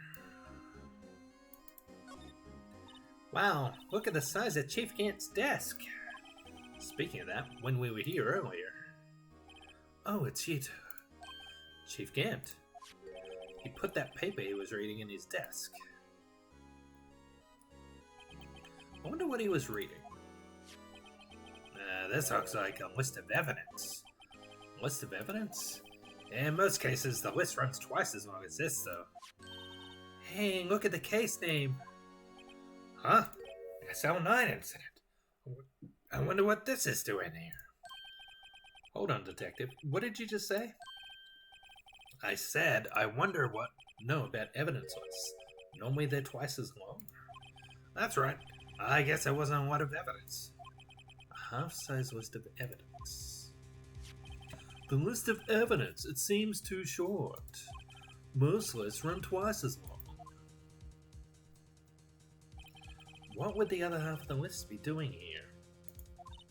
I knew it! The chief must be hiding something about that case. It would appear so. Evidence list added to the court record. List of evidence in the SL9 incident. Was ripped in half, so this part is all I've got. Wow, look at the size of Chief Gant's desk. We found this inside the drawer. List of evidence from the SL9 incident. Mr. Edgeworth had the other half of that list. What would this list be doing here? We better look a little more into this list. I wonder if this is the missing halyard from the King of Prosecutors Award. This is a real deal, isn't it? This armor and these weapons. Sure is, pal. The chief doesn't care for imitations. First the pipe organ, now this armor? Do you know how many taxpayer dollars must have gone into this room? What? You mean we're paying for this? That's it. I'm not paying 1 cent of my taxes. You don't have any taxes to pay. Shh, be careful what you say. Who knows? The chief may be hiding in this armor as we speak. I don't think he'd fit in there. Even if he did, he'd never be able to get back out. Cut it out. You guys don't know how scary that guy can be. You can see pretty far from 15 stories up. If you were to drop that suit of armor from here... At first, the chief wanted us to use stained glass for this window. Really? Why didn't he? They say he changed his mind because he wouldn't be able to see the view. Oh. Stained glass or not, it's a huge window.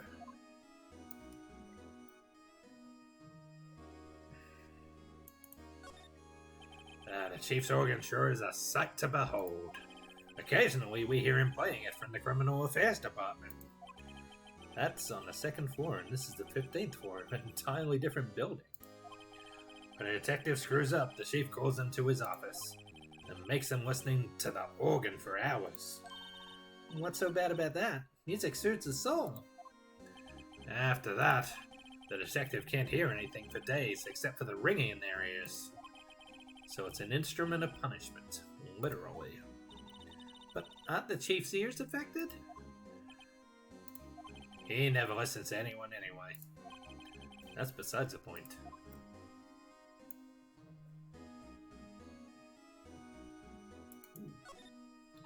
This mark looks like some kind of flower. Word is it's designed after the insignia on the prosecutor's badge. Prosecutor's badge? Yeah, like the one hanging from your collar. What? They have badges too? The design's supposed to portray the severity of the punishment system. Now you mention it, it does look all pointy and kind of painful. But Mr. Edgeworth never wears a badge. That's because he's a sharp dresser.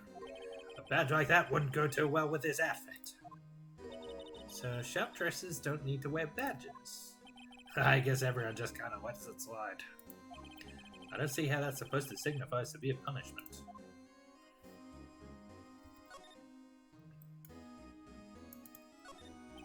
This was Lana's desk. It sure is tidy. Lana's always been a meticulous cleaner. There's not even any dust on it. Looks like someone's still keeping it clean. Does Lana ever come back here? No. Chief Gant must still keep it clean in memory of their partnership. They were the stuff legends are made of. Does he keep it in memory of her or in memory of the crime?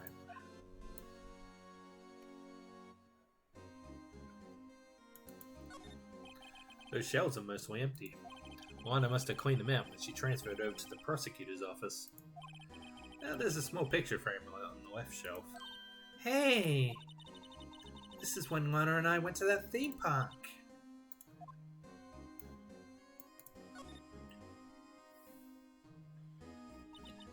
This was taken on that day 2 years ago. The day Joe Dark ran out of the questioning room and tried to kill Emma. After receiving his award trophy, Mr. Marshall took a picture here, then went along with Chief Gant to question Dark. I bet he never knew he'd be dead just a few hours later. Gee, you think?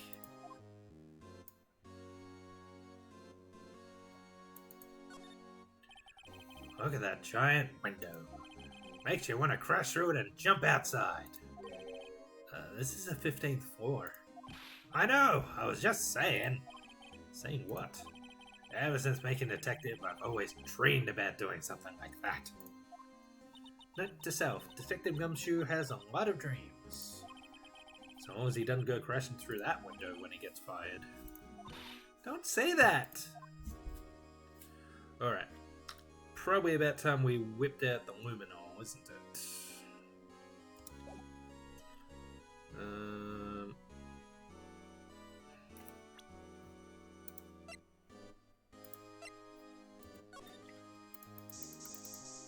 Oh ho! Whoa, this area must have been covered in blood. Is this from that instance? It must be. When Prosecutor Neil Marshall was murdered, 2 years have passed, so the reaction's kind of dull. So a murder really did take place here.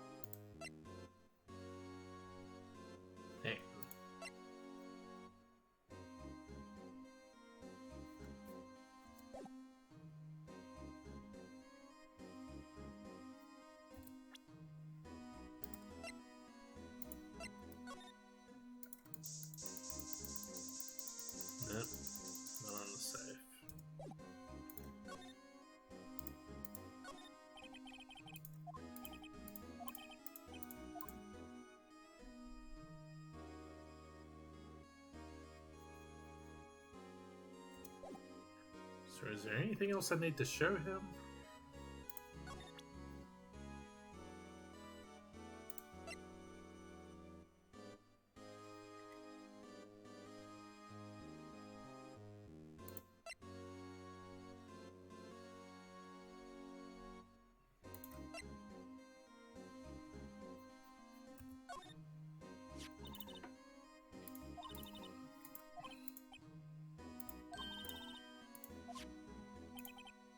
Something else is bugging me more than that. Take a look at the back of the phone, pal.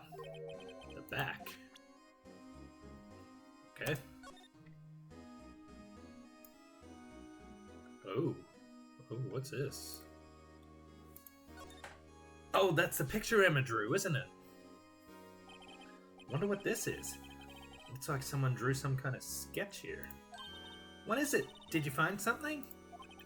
Can't make it out. I'd better keep quiet about it for now. Huh? Oh, no, it's nothing. Why are your eyes moving about like that, Mr. Wright? Better not forget about this picture.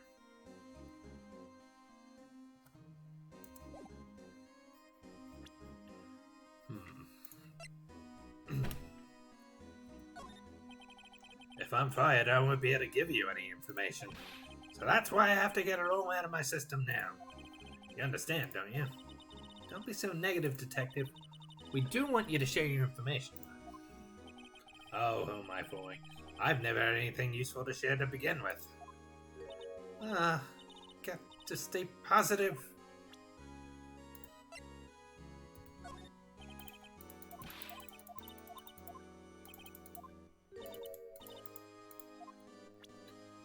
Alright, it's getting late.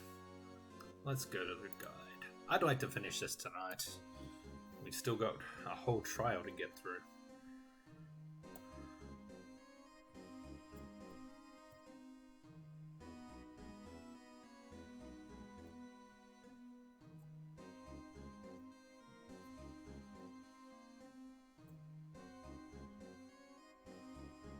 Ah, okay.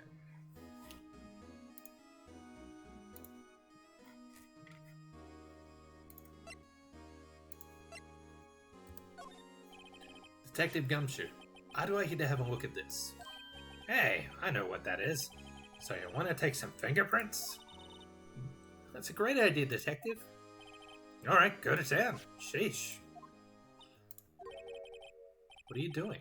Why are you sticking out your hand like that? Go ahead, take my fingerprints. No, it's not your fingerprints we want to take. Huh? Oh, come on, this isn't the time for jokes. We're talking about that cloth we found in the safe. Oh, I knew that. The one with the handprint on it, right? Sheesh, where's your sense of humor? Okay, Mr. Wright, let's check for prints. Sprinkle the powder on the cloth, then once they've been absorbed into the prints, blow the rest away. What are you, my mom? I don't have to be told a million times. Alright, let's get this over with. What? Oh.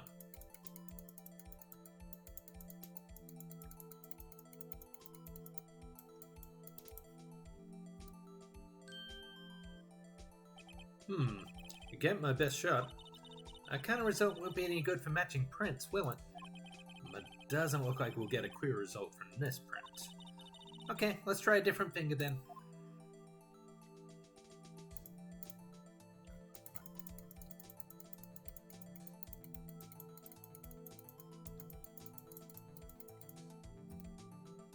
That looks pretty solid. Get my best shot. Oh. Okay, fine.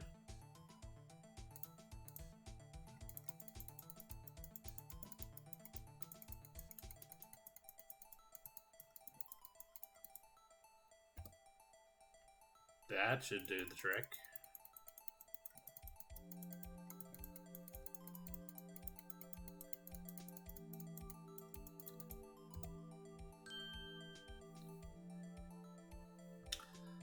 Alright, so most likely person would be him.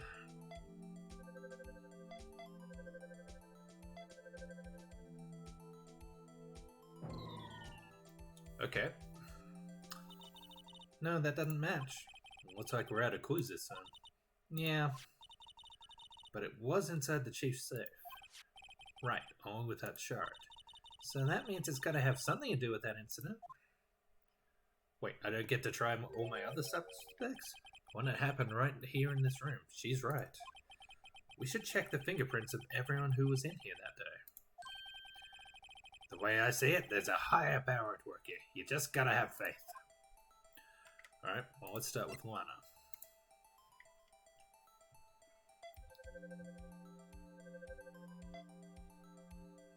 Nope. Alright,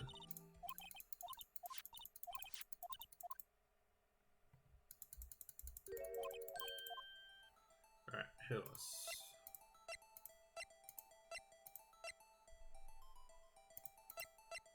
Well, Emma was in that room. Oh my.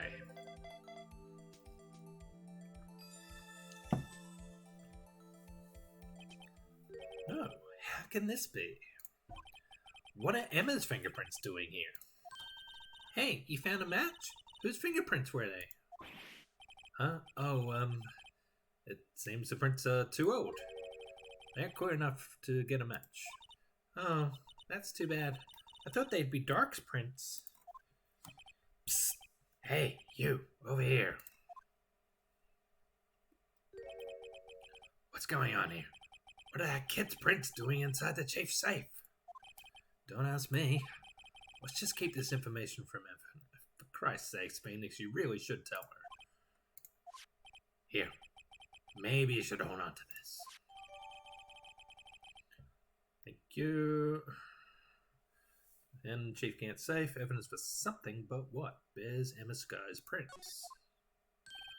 Well, was I any help? Of course. Thanks to your ID card, we were able to get some hard evidence. Now that's not very kind, is it? In other words, if it wasn't for his ID card, he would have been useless. Isn't that right, you in the coat?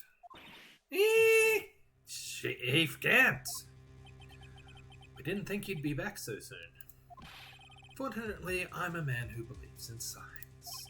As I was walking to my meeting, I happened to look out a window and saw a stray dog run right into a pole. Just then, I thought of a certain detective.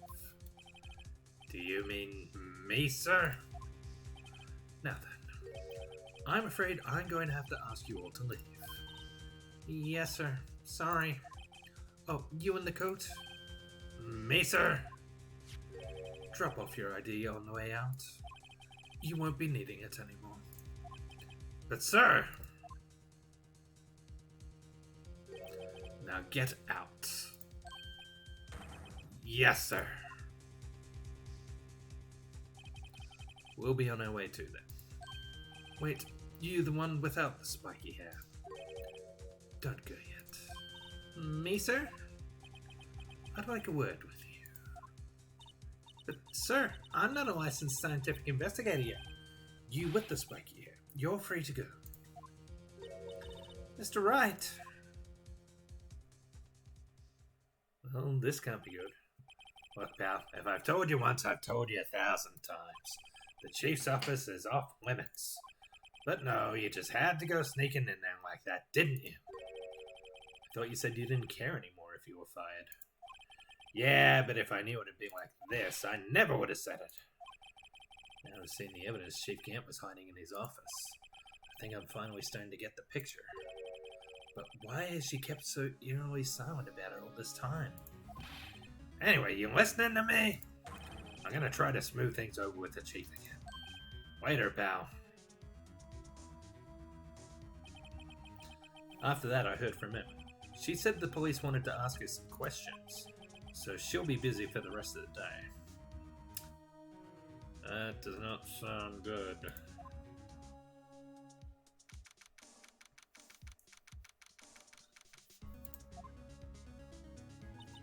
I see. So the chief asked Emma to come in for questioning. It's no use thinking about it. Tomorrow's the final day in court. I'm committed to doing everything I can to defend you, which is why I'm here. But I've already told you all I can. What you've told me over these past couple of days is absolutely nothing. Not a single useful thing. Really? I believe I did mention something quite important. Something I told you right at the beginning. I said that I was the one who'd stabbed Detective Goodman. You know, I think I finally figured it out. I know who it is that's lurking behind your words. Mia did a good job mentoring you. I'm rather jealous. Seems Edgeworth was right. Edgeworth? Once you're convinced you know something, no one can persuade you otherwise. Thick-headed is the term he used, I believe. That's my chance to get her to tell me the rest of the story. I have to admit, I was more than a little perplexed at first. You insisted you did it, yet there was no incriminating evidence. That's when it hit me. It's not that you're unwilling to tell the truth. It's that you're incapable of doing so because of a certain individual. An intriguing notion. A certain individual, you say. So you think I'm protecting this person? Protecting? No. I think afraid of is more like it. If I'm not mistaken, the person in question may have persuaded you to silence. For argument's sake, Mr. Wright, who, may I ask, is this person you're speaking of? The one I'm supposedly so frightened of? What is this person's name? Well, duh. It's obviously Detective Gumshoe! Yeah, no. Well, Miss Sky? Mr. Wright, you are addressing the Chief Prosecutor. Do not forget your place. Take it she's still not ready to spill the beans. My apologies. Could you please tell me a bit more about what you think you know?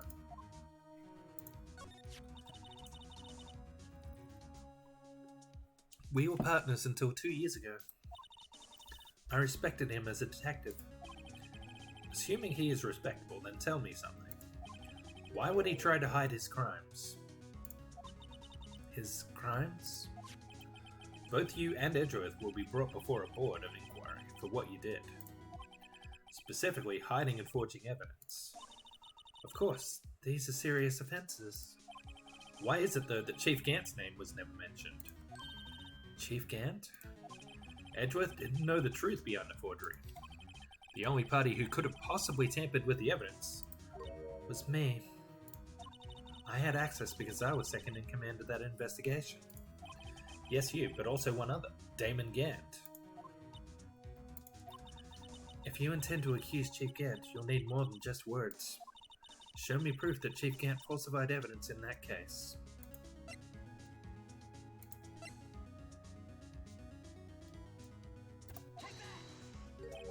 I just found this in a safe in the Chief's office. This jar piece and this piece of cloth. Do you know what these are? They're pieces of evidence from the SL9 incident. The person concealing evidence was none other than Chief Gant himself. Now tell me, why are you taking all the blame for him? Touché, Mr. Wright. It's as you surmised. I cannot disobey the Chief's orders, even if it means being found guilty for murder. Why not? Come now, Mr. Wright, you can't possibly expect me to tell you that. 3 days ago, I had no choice but to cooperate. Murder Detective Goodman. Or perhaps I should say, follow orders. Yes, that's more accurate than cooperate. Although I can't tell you the details, I can say that I was given an order that day. I need you to dispose of Bruce Goodman's body. You'll find it inside the trunk of Miles Edgeworth's car.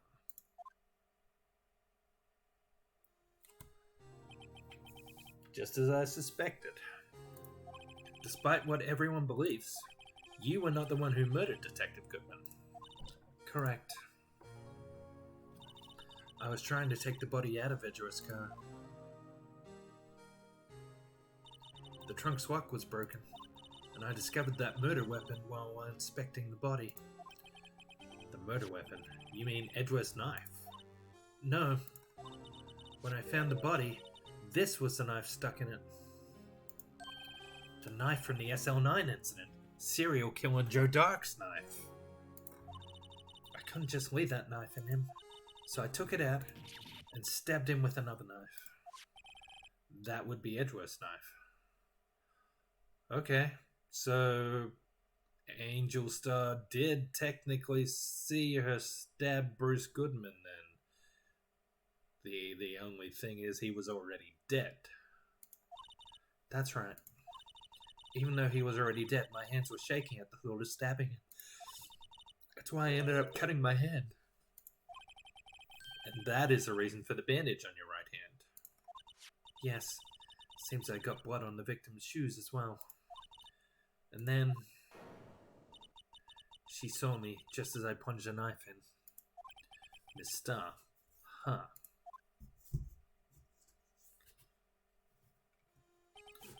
Why did you need to hide Dark's knife so badly? It took a lot of work to finally close it up 2 years ago. It was over with. I didn't ever want it to be opened again. My intent was to prevent that by whatever means possible. So you hid Dark's knife. The weapon used to stab the detective was evidence in the Joe Dark case. If word got out, which it would, the reporters would have a field day with that.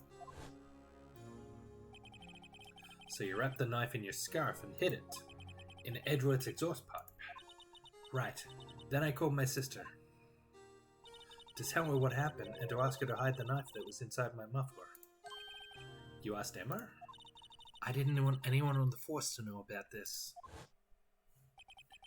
That would explain why Emma is so confident about Lana's innocence. Speaking of phone calls, I had a bad feeling about one of them that day.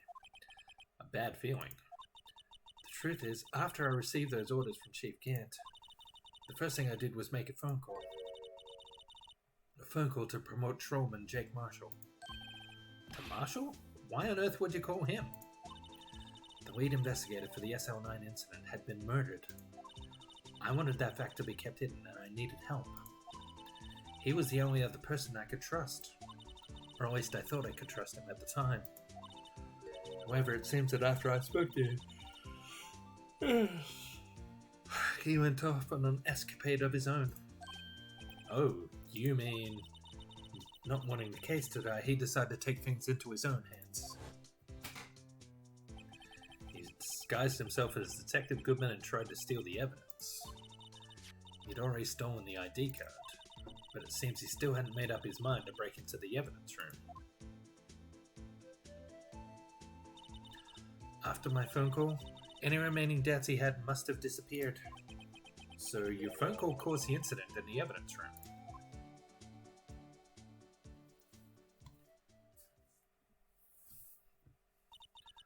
I'm afraid that's all I can tell you. But Lana, you've earned my respect, Mr. Wright, both as a defense attorney and an investigator.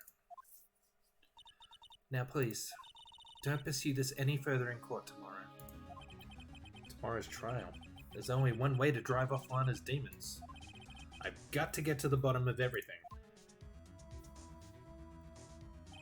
Detective Goodman's real murderer.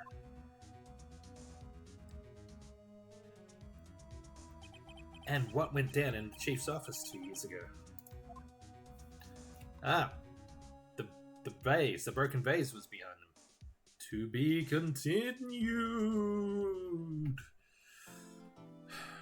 Alright, so we're up to the last day of the trial.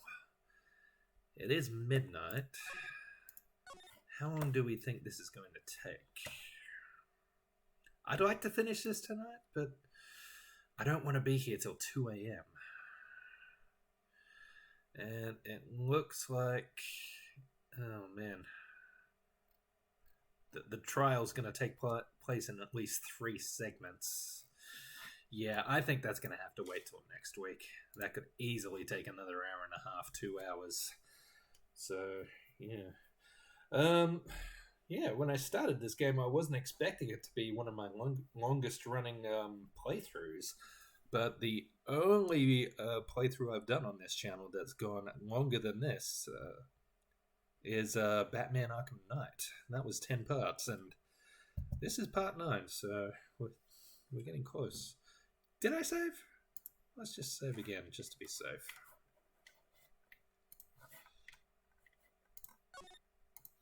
Alright, so yeah, that's going to wrap it up for tonight. I'll be back again at 8 o'clock Australian Eastern Daylight Savings Time next week. Apologies again if the time change threw any of you off when I started recording.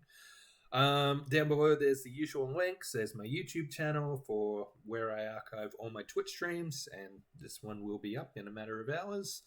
There is my Twitter where I tweet stuff and mostly retweets, but also updates about the Professor Oak challenge I'm currently doing in Pokemon Black 2. I'm currently working towards the 4th gym badge. And there is also a link to my Tumblr down there where I, again, reblog stuff, but I'm also doing a series of posts on the Archie the Hedgehog, Archie Comics Sonic the Hedgehog series, and how that they may have been a comic book, but I think they were actually a cartoon series in disguise. You know, they got all the same kind of episodes: the shrinking episode, the giant episode, the in space episode, the episode where the hero and the villain have to team up to take care of something that's, you know, a bigger threat, the episode where the hero the villain's henchman joins forces with the heroes for a brief time. And that's going to be the next episode I write up. I'm currently in the middle of writing it up. But I have been very busy lately, so it may be another week or two before I get to that one. Keep an eye out for it. Alright, thanks again for watching. Thanks as usual to Dom Clan and Chet the Bringer of Death in the chat. Always good to see you guys. And I hope you all come back for what I expect will be the finale next week. Until then, take care of yourselves. I'll see